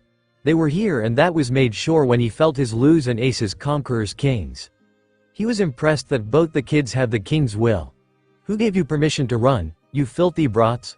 Blue Jam sneered. Luffy and Ace gritted their teeth. They tried to escape, but the pirates surrounded them. The fire surrounded them, with the howling wind, which was making the fire lick them painfully. Their best option was to escape Blue Jam, right now. But how was the question? Blue Jam was about to ask about the brat's treasure when his eyes caught the flicker of a shiny thing. He squinted his eyes and they landed on the chain smallest the brat wore. His eyes sparkled at the Straw Hat Boy, who was wearing a silver-colored chain with a deep red-colored pearl. Blue Jam's eyes widened at that. How the hell this kid got hold of such a pretty jewel? It should be mine, Blue Jam thought. It was one of the prettiest jewels he had ever seen. After all, he was a pirate, and looting treasure was what he loved, even at the cost of his own life. These jewels cannot belong to East Blue. They can only belong to the Grand Line. Who are these kids? He could bet that even the King of Goa would not have such jewels within his grasp. Where do you brats got that precious jewel? Blue Jam licked his lips greedily. It was hanging outside of Luffy's t-shirt, due to running and thrashing. Ace hated how the pirates' greedy eyes lurked on his brother's treasure. He hated how they were so close to them. The fire was increasing and the assholes cared about treasures in their last moments. He hated it. Such extravagant jewel can be found in Grand Line only. Blue Jam's eyes darkened at the kids. Who are you? Blue Jam uttered the word. Captain, isn't he the kid who keeps on asking? The pirate, who was speaking with fingers pointed at Ace, got a kick to his mouth. Ace can't wait to hear the end of their sentence. No way. The more they knew, the more danger he will bring to his brothers. He can't do that. He is the older brother and he is supposed to protect them. Piss off, Ace shouted. I will kill you, fuckface. Ace even forgot that he was spitting slang in each of his sentences before Luffy. He was supposed to be a good brother. A part of him was saying him to mind his words, but another part of him was saying to shut the hell out of the pirates. Luffy understood the situation they were in. He felt the negativity coming from the pirates. They were insane and had already lost their minds. And they did hurt them, so they deserved every inch of their fury. They had helped the noble to take Sabo from them. They had left many people to burn in the trash heap alive. They have taken away those people's treasures and homes. Ace launched at Blue Jam, kicking and punching him. Luffy was handling the rest of the pirates, pushing them into the fire to meet their dead ends.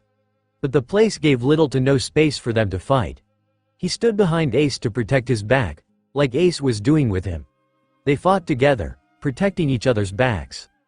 Blue Jam was sprouting nonsense about wanting the treasure and was trying his best to get near Luffy. But Ace was not about to give up. He would protect his brother even if it means he needs to die. He will protect Sabo and Luffy with his life, if possible.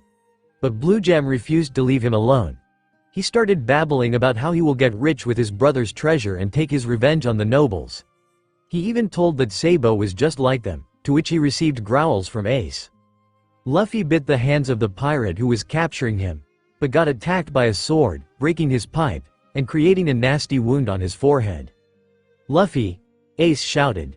"I'll kill you, die, bastard," the pirate said as he raised his sword high up in the air. "Don't you dare touch Luffy," Ace yelled, as he kicked Blue Jam aside and ran to Luffy's side. He failed to notice some pirates kissing the ground and some hitting the fire. His eyes were focused only on Luffy. His brother was holding his wound and squirming on the ground, crying in pain. The lightning crackled nearby and the raging of the waves was heard by everyone. Luffy saw Ace standing beside him. He felt relief wash over him. His brother was strong. He will handle the rest. But he can't give up. He tried to stand up on his feet, taking deep breaths. The rainwater stung his wounds, and they burned, but the wound was closing, albeit very, very slowly. He gritted his teeth. Luffy saw Blue Jam's greedy eyes lying on Ace. He couldn't forgive these pirates. "What did you just do, little urchin?" Blue Jam tried to kick Ace but miserably failed. He took out his gun from his pocket and pointed it at him. Ace didn't pale. He wasn't afraid of death. But the thought of leaving Luffy all alone in this fire scared him.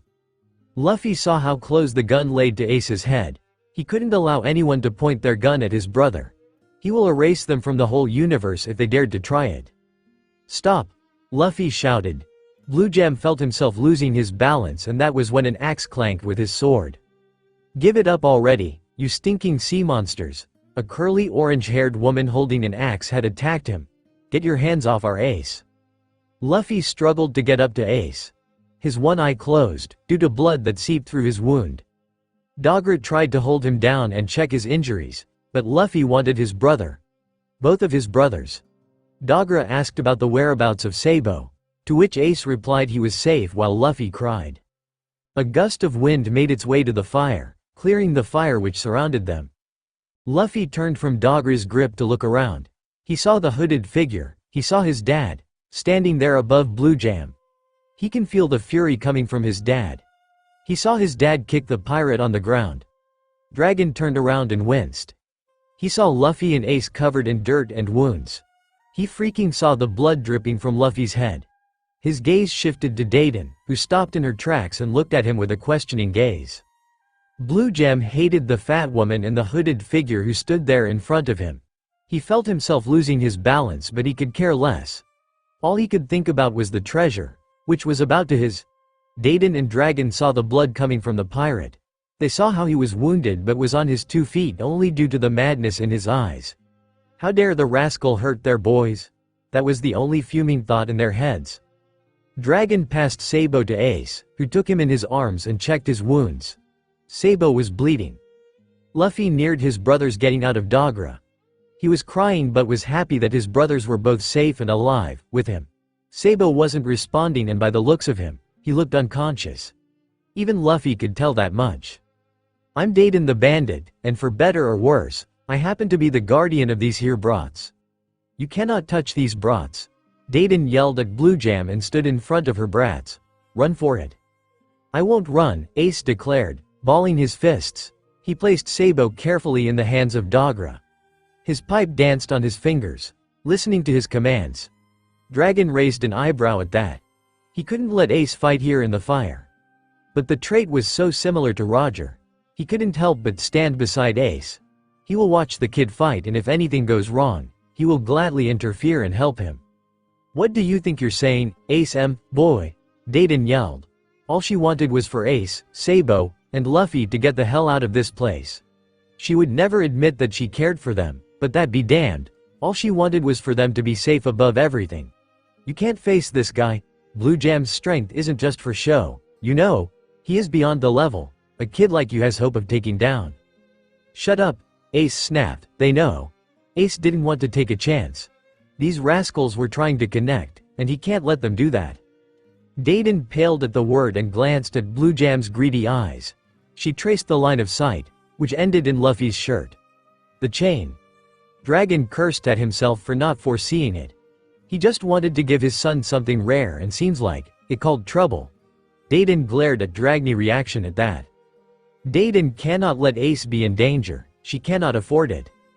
I'll finish it. I won't let you go easily, bastard, Ace growled at Blue Jam, his hands turning a shade of gray as he punched Blue Jam. Blue Jam staggered on his feet and the fire licked him completely. But the madness in Blue Jam was there. It seemed never ending. He came out of the fire, looking like a zombie. Dragon felt impressed at it. The kid was using haki without knowing. Dagra. Magra. Take Luffy and Sabo and run, Dayton ordered. But Luffy tried his best to squirm out of their grip. Luffy yelled that he won't leave without Ace. He yelled that he trusted Ace to kick Blue Jam's ass. Ace felt a confidence bubble within him, giving him a newfound energy. Adrenaline rushed in his body as he prepared for his new attack.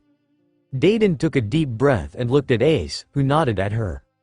Ace lifted his pipe high in the air and Dayton her axe. They ran forward with a war cry. The fire didn't touch them. It didn't harm them cause of Dragon, who did his best to keep the fire away from Ace and Dayton. He was carrying Sabo and Luffy in his arms and ready to pick up Ace at the end of the fight. They needed to get out of here. Ace and Dayton attacked Blue Jam, who already looked like losing, together. Blue Jam got a hit on his head from the pipe and the axe made him bleed in his gut.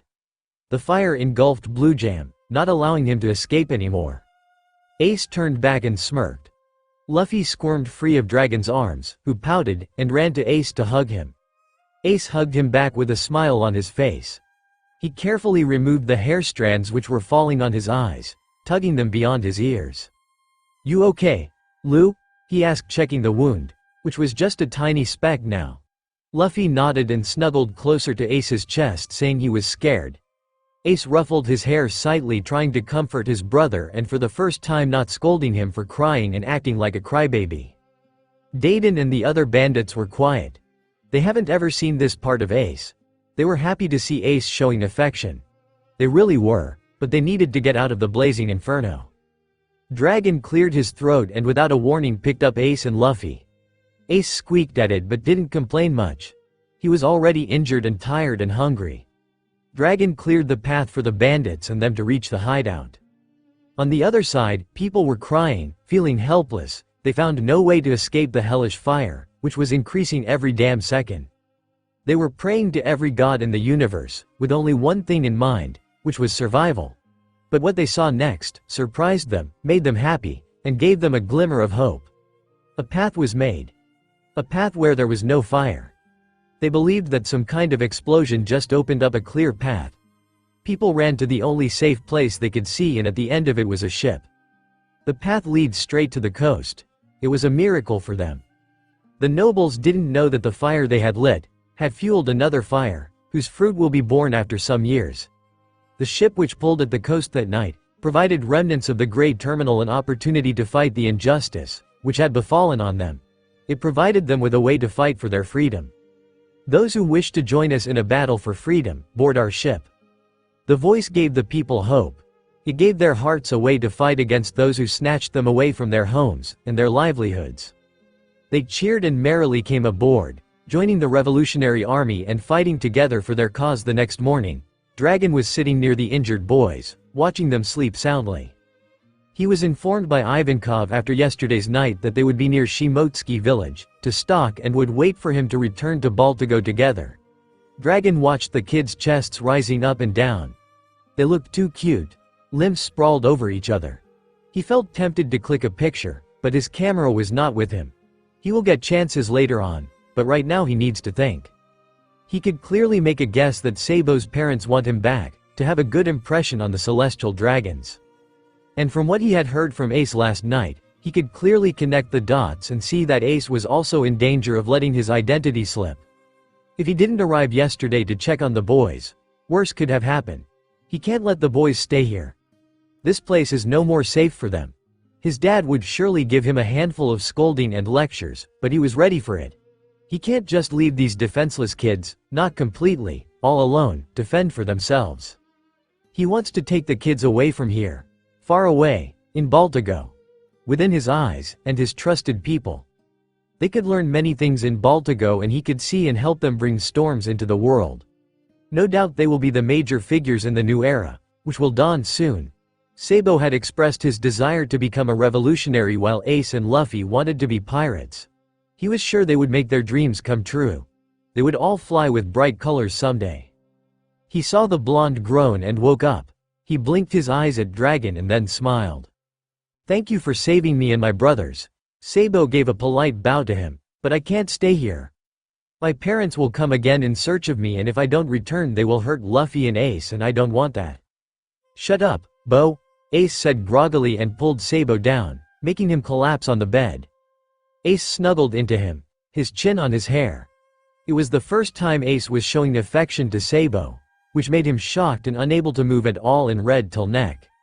"What were you even thinking? Giving yourself up?" Ace spoke and pushed Sabo, making him sit up in the makeshift blankets, and glared at him. "I am the big brother and you are not going anywhere." Ace bonked Sabo on his head. "Don't even think about giving up your freedom for us." "But Ace." Sabo bit his lips. "They will find out then and I don't want to risk you both. You both are my treasures and I don't want to lose you both." Sabo's eyes got glossy and he looked at the ground. He didn't want to return to the hellhole, to his fake family, to all those tortures. He wanted to stay with his brothers always, but he didn't want to risk them. "How about the three of you come with me?" Dragon asked with a smile gracing his lips. He had got the perfect opportunity to get his son and new sons back. That way Sabo won't have to bargain his freedom for his brothers. Ace would be able to know some facts and Luffy wouldn't have to get any more upset on his departure. Ace and Sabo titled their heads in confusion. "Why will you want that?" Ace asked, his hands crossed over his chest. "Now, I can't leave my sons in danger, can I?" Dragon grinned at the duo, who looked shocked. "Brothers of my son are my sons too." Dragon saw Sabo look down, probably hiding his tears, which threatened to flow. They never had a proper family except for each other, so this was expected. Ace glared at Dragon with no heat, but thousands of questions revolved around his mind. He was a son of a demon. How can Dragon accept a son of a demon to live with him? "You can get stronger and Sabo can become a revolutionary," Dragon said, his hands on his chin and a smirk on his lips. "You can learn things about Marines, which will definitely help in your pirate careers." Dragon spoke, giving them plenty of reasons to consider his offer. "Learn to spy, which will again help you in the future, and hockey." Dragon looked at Ace directly, "And you can learn more about the government's propaganda. I have things to show and give you." Ace and Sabo looked at each other, talking silently about the offer. It was tempting and they really liked it. The one time Dragon had come, he had spent all his time with them and Luffy. He never discriminated between them. He loved, cared and protected them. It felt good. But both Sabo and Ace would not say it aloud. "Are we finally going to live with Papa?" Luffy jumped up from his bed and bounced onto his dad's lap. He looked like he was over the clouds. Dragon chuckled and looked at Luffy fondly, ruffling his hair softly. "Yes, Lu," Dragon grinned, "if your brothers agree to it." Luffy grinned brighter than the sun and looked at his brothers with his brown puppy doe eyes, pleading with them to agree. He always wanted to live with his father and brothers together. It was like a dream come true. Ace and Sabo looked at each other, silently contemplating the words, then nodded their head and grinned at Luffy. They will do anything for their baby brother to smile. If they will get stronger and closer to their goal, then why not? Moreover, this will make their younger brother happy, and not to forget, they really liked Dragon. He played with them, told them stories, bought them clothes, and loved them like how he does Luffy. He even cared about them like no one else had done, except Makino. They packed the little things which they liked from their treehouse and their treasure stack. Unfortunately, their treasure stack won't be growing now that they would be living in the Revolutionary Army's base. But Sabo changed the grim face of Ace by reminding him that they can go to missions and loot the Marines and the pirates blind. That got a glint of mischief from both the brothers, and Ace and Luffy chuckled darkly. If Dragon was to know what he was calling in his base, then, let's guess, he would not approve it much, but he wouldn't like it any other way. They said their goodbyes to Makino and Dayton, telling them they will return when they will get big, and Ace and Luffy promised to start their journey to become pirates from Dawn Island, their home island.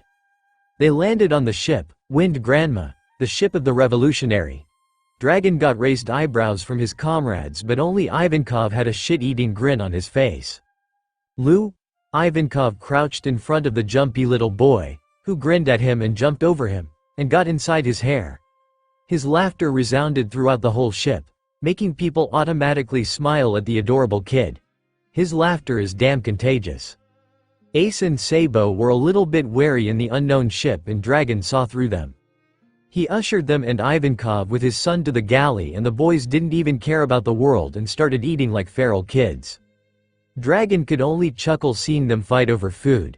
He had told them many times, even in the forest, that no one will snatch their food and they will get plenty to eat, but the boys refused, and he soon found out it was their way of showing affection to each other and in a way training. So, he doesn't mind it. He glanced at the people who were eating food. They had dropped their forks and knives and had horrified expressions on their faces. The people were horrified because of three main reasons. 1. The kids ate like they were raised by a pack of wolves or bandits, which they were. 2. They could see the stacks of plates, with sauces and juices dripping from them, lining up one by one. It petrified them. Where was the food even going? The chefs were terrorized and tired of serving them. Dragon pitied the chefs who were falling one by one. The food stocks would be going down drastically. 3. Many people in the galley ignored the kids in favor of seeing the smiles and chuckles that Dragon was giving. They were scared out of their minds, thinking if he really was Dragon the revolutionary or not. Ivankov mentally laughed at the sight of Kuma, who was gaping like a fish. "Is that really you, Dragon?" Kuma finally asked, making the people turn towards Drave brothers, who ate without a care about the world. Some people were ducking and keeping their food out of the reach of the small, grabby, rubbery hands which was flying all over the table to snatch their food. Dragon chuckled and patted Luffy on his back. He could see his little sunshine was getting sleepy slowly. Dragon turned towards Kuma and couldn't help a small smile which came upon his face. He made a gesture telling him that they will talk later. When the brothers finished their eating, Luffy was fast asleep on the table while Ace and Sabo were looking around the galley for the first time. "Come on, boys, I'll show you your rooms for tonight," Dragon said in a low voice and made them follow him. The ship was full of the residents of Grade Terminal in it, so it only left one room for them. His room, which he wasn't at all hesitant in sharing with them. He opened the room and showed the boys the bed. He placed Luffy on the bed and the boys climbed up on it. He could see them cuddling with each other. He tucked the boys and placed the blanket on them and chuckled at the red faces the brothers made. He smiled and switched off the lights. He had to explain to Kuma what was going on. He felt sorry for keeping him in the dark. It was Ivankov's cabin, where they decided to talk. Kuma was seeing Dragon in a funny way. Dragon couldn't expect less.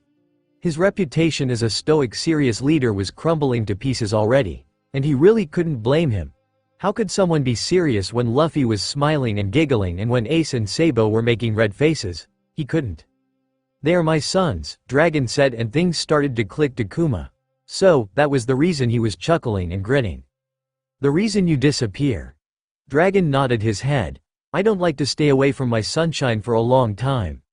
Dragon gave a small smile and started explaining everything, except the part about Luffy's abilities.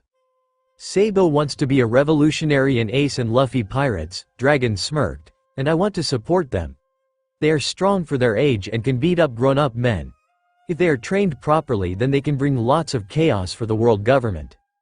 Kuma took the words with a grain of salt.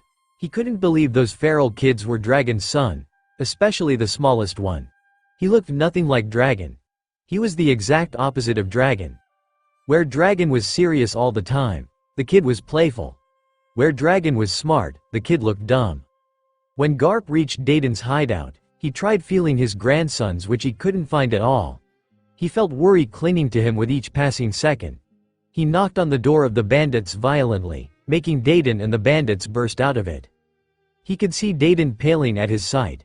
Dogra and Magra with the other bandits were already stepping back. He could see the fear creeping into them. It made Garp tense. He glared at Dayton with full intensity. "Where are my brats?" Garp hissed each word. He wouldn't accept that his grandkids went missing. He was thinking the worst. What would he do if the celestial dragons found them out? Where are they? Are they okay? Dayton felt a shiver run through her. She rummaged through her pockets and pulled out a piece of paper and presented it to Garp. "Dragon left this for you," she said, and backed up from Garp. She was sure she would be getting a punch, which she got, making her sprawl on the floor. Garp made his way to the forest, wanting to read the letter in solitude. "Father, I can't allow my sons to stay in a place where they can't be safe anymore." Garp felt himself taking a breath of relief. His grandsons were alive and well. "For your information, Sabo was captured by his parents but escaped. Ace's identity was guessed by a pirate, Blue Jam, who no longer exists, and I didn't want to risk my son's brother's life." Garp felt himself boiling in rage. It was definitely a close call for Ace and Sabo, and from the letter, he could feel that Dragon considered the two brats as his own. "Thanks for taking care of them." Garp laughed, but he couldn't help but feel that he wouldn't be able to see his grandsons so much. Maybe he can call sometime and check on them. But it still didn't feel okay, that they won't be Marines now. But he knew Luffy will be the happiest one. He had always expressed his desire to stay with his dad, and Ace and Sabo will get a proper family. Maybe it isn't too bad and he will see them all again. Dragon called the brothers into his office. Once they reached Baltigo, he wanted to show Ace the truth and make Sabo know more about the deeds of the government. He knew Luffy wouldn't care much. His carefree son has always been that way, but he wanted to know his reaction to the ugly realities. There was a knock on the door and Dragon took a small glance at the stack of folders that lay on his desk. "It's open," Dragon voiced. He didn't like that his sons need to knock on his door to enter. But Ace was learning manners from Sabo and Ivankov, so it wouldn't hurt to help him.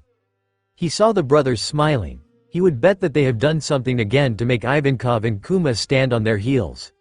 He chuckled as his mind formed the image of the angry but not so angry faces of his friends. His gaze went onto Ace, who raised his eyebrows at him. "How much do you know about your dad?" Dragon steeled himself. Ace's eyes widened and then realization dawned on him. He took a step back. But Sabo was quick to stand by his side to support him. Ace was looking down, with his knuckles bleeding white. "He was a demon and a monster and everyone hates him. I shouldn't have been born because I'm his son." Dragon felt anger course through him, but he knew what he had signed for. He could feel Ace forgetting all his joyful mood and looking angry, making Dragon himself feel guilty. Dragon could see in the corner of his eyes Luffy stopping in his tracks to break some files. He looked like he wanted to say something, but Dragon shook his head at him, while Sabo looked shocked and was making gaping sounds like a fish. "I see," Dragon said and opened the files. "Take the seats." Dragon pointed to the chairs in front of him. Ace and Sabo took it without hesitance, but Luffy climbed up onto his shoulders and he didn't mind. Dragon opened the files in front of him. The photos glorified themselves in front of the nervous boy, who was looking at his lap and biting his lips. "These are the truth, which I wanted to show you." Ace lifted his head and the first picture froze him. He gulped, and then took the file in his hand. He could see Ace getting visibly shocked after turning each page and Sabo's anger getting fueled. Luffy was making no sound. He was quietly staring at the pictures. It didn't look like he understood much. So, Dragon started speaking as Ace turned the pages. He pulled the next reports from leather folders and laid them out to illustrate the story, before putting them back to make place for the next ones. Ace could only stare and listen, and slowly start to shake all over at the picture Dragon sketched. Beside him, Sabo and Luffy made all kinds of noises. Some were surprised, others shocked, but most with incandescent fury burning behind them. Only Dragon's stern looks kept them from interrupting beyond that. At one point, Sabo started to whisper curses under his breath. Ace just sat frozen, barely able to keep processing Dragon's words and the evidence he presented.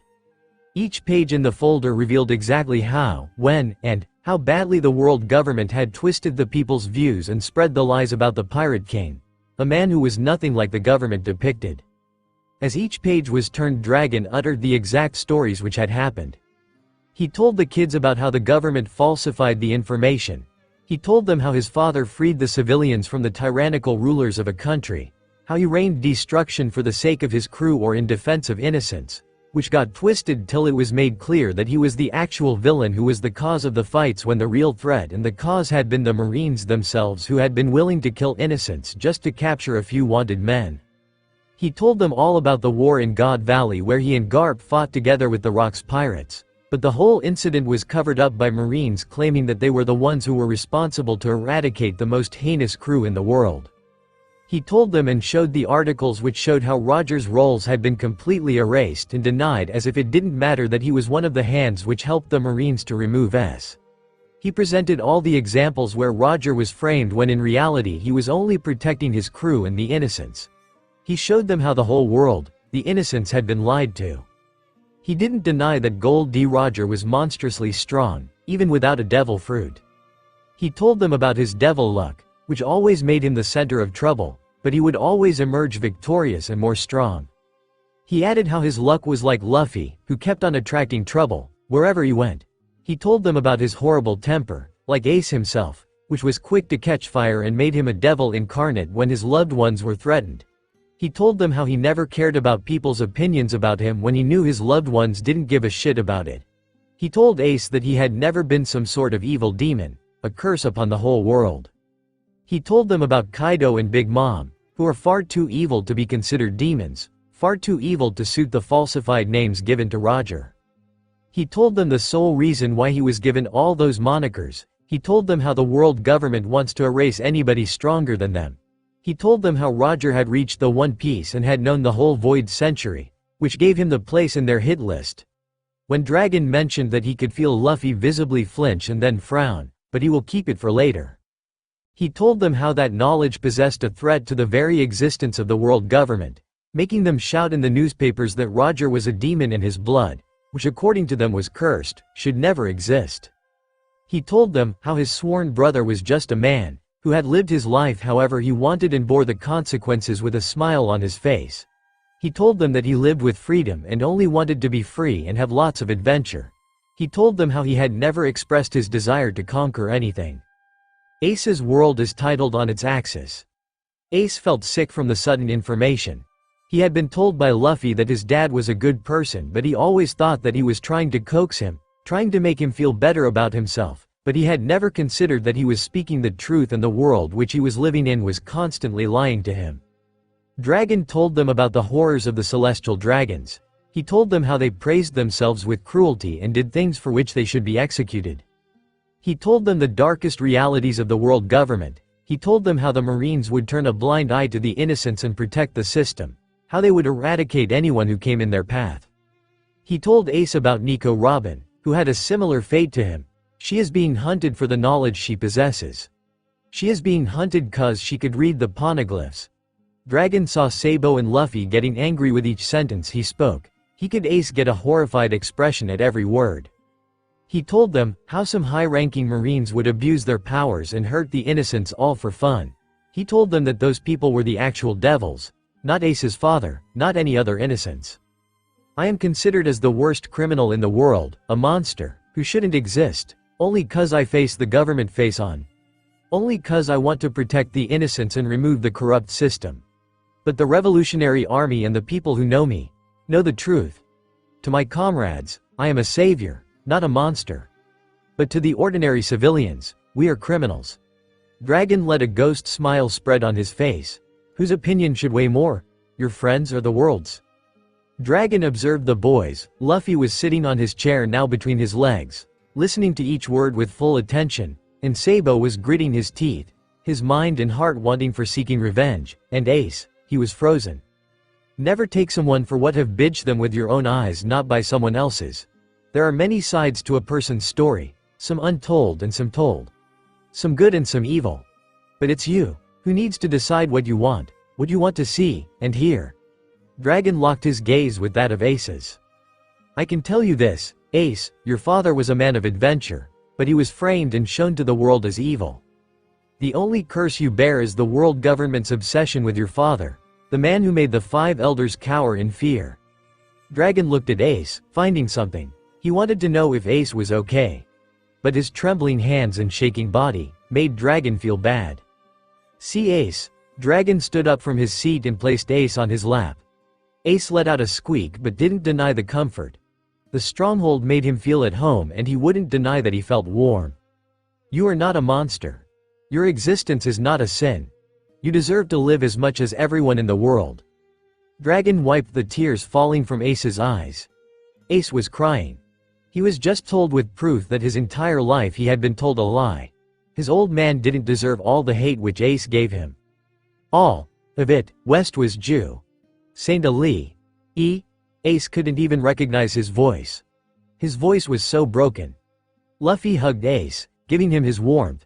Ace was grateful for it. Yes, Dragon confirmed his words. He could see Ace cry, holding his cloak. He allowed it. Those bastards. Sabo was fuming in rage. Those damn bastards. Sabo was there when Ace was all but filled with hatred. He had seen Ace curse his existence, and now he was told that everything was a lie. How can we stop them? Sabo asked, his anger flaring from him, and that was when Dragon caught another conqueror. Dragon gave a sad smile, knowing that they can't stop it now. Yeah, we can't let them be mean to Ace, Luffy supported. Right now, it's not possible, but once the world government collapses, I plan to bring the world to the light which the government tried to eradicate. Dragon hugged the brothers in his arms. They wouldn't know what will hit them. Ace felt himself cracking, he felt himself fall. He felt himself and his hatred crumble into millions of pieces. He couldn't believe that he'd trusted those people and let them control him. Ace felt himself choking on his tears. He felt embarrassment crawl up to him, but he spoke. He steeled himself for another question. Then why did Achila? FTM mom. Ace couldn't even recognize his own voice. If his old man was such a good man, then why did he leave them? Why did he allow Garp to capture him and bring him to execution? Did he never want him? He didn't notice the sad smile gracing Dragon's face. He was dying. Dragon said in a soft voice, as if fearing that Ace will break in a million of pieces. Ace stilled. His mind constantly repeated the words. Your dad had an incurable disease and he didn't have much time left. As much as I know him, he didn't want to die laying sick on his bed. He wanted to go out with a bang. Even if he tried to live for your sake, Ace, he wouldn't even be able to see your face. Show. Old I live. Ace choked out, the last question in his mind. Yes, Dragon said without hesitation, making Ace cry out. He could hear his brothers telling yes. He could feel them against his body, trying to hug him, trying to console him. They had just said yes that simply. He was told that he should live, not die. He let out all the hatred and anger flow in the form of his tears. He didn't care if he would be called a crybaby for it. He just wanted to let out all the pent-up emotions within him. He just wanted to be free from his own hatred, which had held him from the day he was shown the truth. After some good minutes, Ace was hiccuping due to sobbing. Dragon passed him some water, which he drank in a gulp. You have every right to live in this world. You're the best brothers that Luffy and Sabo could ever ask for. You may not know how to express yourself, but you are kind to your very core. It's up to you to accept your identity or not. Dragon gave a small smile. But remember, you have a family. You have me. You have us. He said with the three boys sitting on his lap, consoling the eldest brother. Ace nodded with tears in his eyes. I have hated my old man till now. I have hated every word spoken about him, without pondering if the words were true. The least now I can do is respect and honor him. Ace rubbed his tears and gave a small smile to his brothers. The least I can do is keep up my parents' wish and accept the name given to me by birth, Goldie Ace. But I will do it when I'll get stronger. Ace felt his shoulders lighting up. He felt the kind of freedom that he always looked for when he stared at the sea. He found the answer to his question. He couldn't help but let a small smile as he buried his head in Dragon's chest. A soft voice came from Ace. Thank you. Thank you so much. Dragon pulled him closer and ruffled his hair softly and nodded. No, Ace, thank you. I know it's a difficult topic for you, but still, you listened to me, Dragon said softly. That was no problem, Ace said. He could feel his cheeks brightening and his body heating up. She. When I'm big, I'm gonna make sure no one hurts Ace again, Luffy said with his cherry-sweet voice. Ace felt the heat on his face increase exponentially. Shut up, he snapped, furious with embarrassment. When I'm big, I'll deal with them myself. I won't need a little crybaby to help me. Sabo laughed. Maybe I'll beat you to it, he said with cheerful challenge. You're my brother, no way I'll let them get away with this. Ace sputtered indignantly and Dragon laughed. Whatever you'll do, I'm sure that the three of you together can make the world government regret their choices, he said. amusement making his dark eyes dance. All three of them grinned at that, bashful but happy to hear he had such faith in them. Dragon made his way to his drawers and pulled out 2 jewel boxes. He handed one to Ace and another to Sabo. "That was the last thing your mother left for you," Dragon said as he saw a confused Ace. Ace's eyes widened and he opened the box slowly. He found a silver-colored chain with a light orange-colored crystal hanging from it. The color was a striking resemblance to fire itself. His shaking hands slowly opened it and he could see his mom and dad smiling at him. His fingers grazed their faces and he placed the necklace close to his heart, allowing the tears to fall freely. "Thank you," Ace said softly. "But why me?" Sabo asked, clearly confused. "Aren't these extravagant and expensive?" Sabo loved the blue crystal which was hanging from the silver-colored chain. The color was similar to that of the calm sea. He opened it and found it empty. "'Cause you are my son," Dragon said as if that explained everything. Sabo nodded his head slowly, feeling his eyes getting glossy. He will get a proper family. He will get a dad, who cares for them and doesn't see them as a tool. Sabo sniffled his sob. Sabo and Ace were thankful that they have a place in the world where they can feel safe and have a family. A loving, caring family. Dragon showed the brothers their own room. The room had a window from which the wind can easily enter.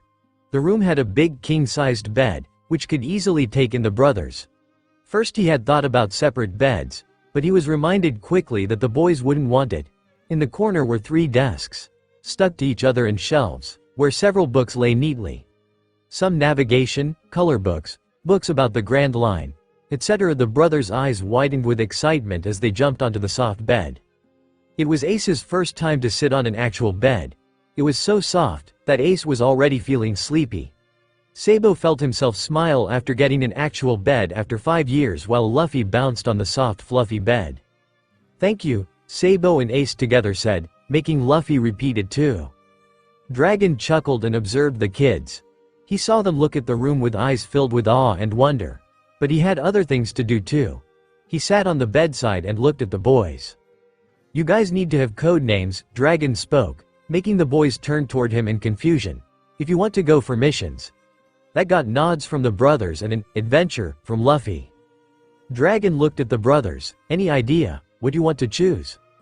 "Cyan," Sabo spoke with a shrug.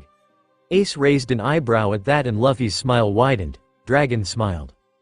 "Cool hat," Luffy spoke with a giggle, causing Dragon to stiffen a chuckle with his sons. "That's lame, Lou," Ace pointed out while Luffy pouted at that. "Straw hat," Ace shook his head again. Luffy's hand went to his chin, thinking hard about what he should name himself. "Red? Lucy?" "Nope," Ace spoke again. Luffy went into deep thought. "Nika?" His mouth slipped on its own, causing him to grin sheepishly. Sabo saw this and quickly changed the topic. Luckily, Luffy has spoken in a very low tone, though he wasn't required to hide it from his own dad. But walls do have ears. "How about Syra, Lou?" Sabo asked with a smile. Luffy beamed at that, nodding, and Ace gave a thumbs up. Dragon, who noticed the change, raised an eyebrow but didn't ask anything. Now only Ace was left. What should he name himself? His brothers all have their names starting with the letter C. He will also have one with C, then. "Cole," Ace spoke lastly. "Nice names. We can have your group's name as 3 C's. Dragon snickered jokingly, which got twinkling eyes from Luffy. "Don't forget to call each other that, unless you want to reveal your identities to someone," Dragon said and left the room. Only he, Ivankov, and Kuma should know about the real names of the boys and no one until the time comes. They were introduced to Kuma, Hack, and Koala, with whom they made friends easily.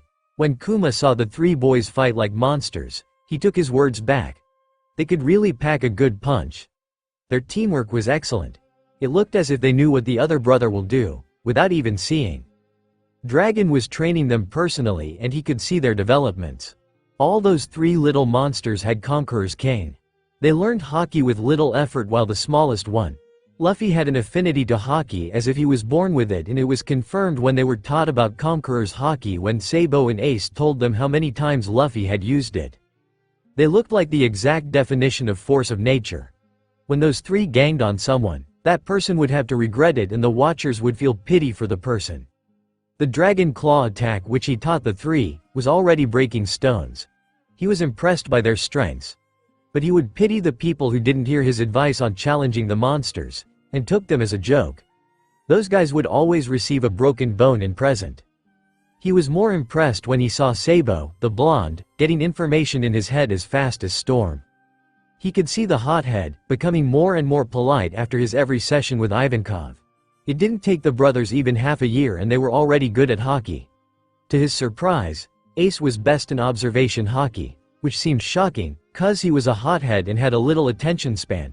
Sabo was best in armament hockey, which again seemed shocking. He was sure that he would be good at observation due to his brain, but no, that was just the opposite.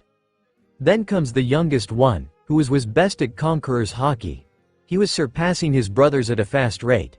He wouldn't think twice when he would be told that he had unlocked his advanced hockeys before the brothers, in the pace he was going.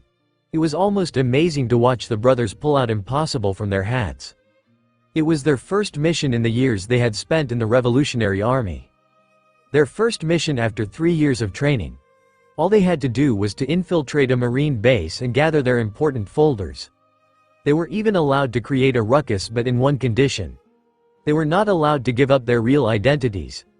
Dragon wouldn't risk his father getting hold of the troublesome menace of the brothers. He even had made sure before giving them the mission that Garp was nowhere near the Marine base. Luffy had stomped his feet, arguing to go with his brothers. He wouldn't take a no, but everyone knew that Luffy was worse at being quiet, but he was promising that he will try to be as quiet as possible and only create a ruckus when they have already gathered the folders.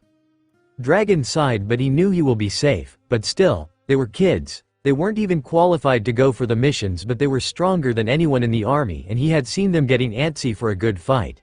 He felt that they wanted to use their strength in full power. So, he allowed them. And the most plus point was Luffy's aim was getting good. He no more hit himself with his rubbery limbs. The brothers sailed for a couple of days to the Marine base, hid their ship behind a cliff, and wore the stolen Marine cadet uniforms. Luffy even placed his straw hat carefully, hidden in his uniform. Luffy was in a cabin boy uniform, clearly too young and his height would not make him look like a Marine. Ace and Sabo were in the recruit's uniform. They were wearing medical masks and had dyed their hair, for the mission. Luffy's hair was bright red like Shanks. Ace's was peach-colored like his mom, and Sabo's was black-colored like Dragon and his brothers. Ace couldn't help but vibrate with excitement. They were finally out of Baltigo and were about to create a ruckus for the world government. But he couldn't believe that their plan will work, especially when Luffy was involved. No way in hell he could believe Luffy was staying quiet the moment they enter. He attracts trouble like the bees which were attracted to pollen. He sighed behind his mask. Sabo stepped in his foot in a warning and glared at him. What do we have here? New recruits. Didn't know new blood was coming here. Tell me, why are you boys here? A Marine captain was in front of them, clearly suspicious. He eyed them and tried to see if anything was out of line. Sabo spoke up, the one brother they were all confident in with talking to other people. Headquarters sent us out. Code 5687 in the Marine Handbook. The lieutenant blinked and then sighed. Fine. The bunks are in that building. The captain pointed at the building and walked away. Once the captain was out of sight and the boys inside the bunks, they snorted at the captain's foolishness to believe them so easily. Okay, here's the game plan. I'm going to go find the folders, while Ace will find the treasures and Luffy, Sabo shrugged, you can play with the Marines, but don't get caught. Luffy smiled mischievously and shared a secretive smile with his brothers. Yep. The Marines' lives will be held tomorrow. Luffy smiled ferally under his mask. I'll join you soon, Ace smirked. The Marines would regret the day when the ASL brothers would leave the base. Ace slithered into the hallways with Sabo, leaving Luffy alone in the bunks. Luffy grinned as he made his way to the other side, looking for Then Sabo returned. They saw Luffy snoozing away while gripping a pillow. Ace and Sabo chuckled and closed the doors behind them and jumped into the beds. All they had to do is wait for tomorrow, to see the chaos reign in. The treasures laid on their ships already with the important folders in the hands of Sabo, clearly safe. In the morning, the ASL brothers made their way to the kitchen to grab some food but only took what Luffy was taking, and not the other food. Who knows that Luffy had already sabotaged what? That was when the chaos started. Who the fuck put salt in the deserts? There were sounds of spitting food on tables. Who the hell put washing powder in the coffee? Another event of spitting started. Sabo leaned to Luffy. How many coffee machines did you sabotage? He saw the glint of mischief in his little brother's eyes. All of it, he said proudly, puffing his chest. There's more, Ace said as a statement. He himself had sabotaged many things in his way and he wouldn't believe that this was the only thing Luffy had done. Sabo looked impressed at his brothers. Several Marines came out with pink uniforms, and on top of it glitters sparkling over their clothes. Many Marines slipped in the hallways due to the oil which was spread on the floor. The cooks in the kitchen cursed when they found that sugar was replaced by washing powder and salt was replaced by sand. In the laundries, the washing machines puffed out glitters when the Marines tried to fix offices in the Marine base clearly looked as hell. All the files misarranged and not in the place where they should be. The washing powder in the washing machines was replaced by sugar and salt and not to mention the food colorants. The shampoos in the washrooms had been replaced by dyes, making the person's hair all rainbow colored. The towels contained sticky gels with itchy powders, making the Marines rub themselves on the walls. The cannons were all empty and the gunpowder was replaced by black pepper and other spices. Many Marines even complained about their uniforms all lost or found in shreds on there, and small bugs were found in the only well clothes available for them to wear, making some of the Marines shriek here and there. When the Marine captains tried to report, they found all their inks absent and the feathers were hanging neatly on their heads when they tried to open their bathrooms. Some Marine hats were filled with sauces and syrup. All the single boats had an oar missing, which was later found in the places where swords were kept, neatly broken and inserted in their sheaths. And the said weapons were nowhere to be found. The bedding in the beds of the Marines was covered with flour, making the Marines ghostly white when they attempted to rest. The snails which were responsible to monitor the hallways were freed or had disappeared, making them unable to contact any nearby Marine bases. The sword oil was switched with plain water. The cooking oil was switched with isopropyl alcohol from the infirmary. The cleaning supplies were replaced by a mixture of syrup, sauces, and all kinds of juices available in the kitchen. The bandages were replaced with toilet paper and the toilet papers were all gone from the washrooms. I'm impressed, Sabo said proudly as he heard the shrieks and screams of Marines coming from every corner of the base. I missed pranking with you guys, Sabo laughed. The brothers watched in glee as the Marines were frantically running everywhere. In short, the Marine base was a total mess.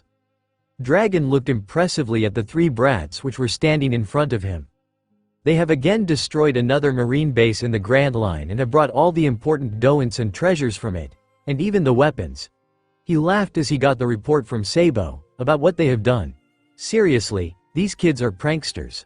He couldn't imagine what they would do if they were allowed to show their creativity in Baltigo. Maybe the whole base would get haphazard. Dragon quickly shook that thought in his head and praised the kids for their efforts. He understood the advertisements which were published in the newspapers about washing machines, coffee makers, and other materials.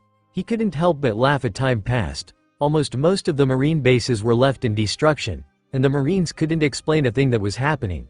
They couldn't even catch the boys even after 2 years of their constant infiltration. It was another infiltration mission in a Marine base, and to their bad luck, they were surrounded by Marines. Luckily, they had changed into their cloaks before leaving the base. Ace was wearing a dark orange cloak, Luffy was wearing his dark red cloak, and Sabo was wearing his dark blue cloak. The cloaks were doing a perfect job of hiding their faces from their enemies. They fought fearlessly with the Marines. Even the swords nor the guns worked on them. The Marines were getting only enraged, but they had their answers to what was happening since the last years. They were being infiltrated by 3 teenagers. They were being pranked by them. The captains in the Marine base tried desperately to fight off the kids. They tried their best to at least make them reveal their faces. From the voice of the 3 boys in front of them, they could easily deduce that they are teenagers and maybe a pre-teen.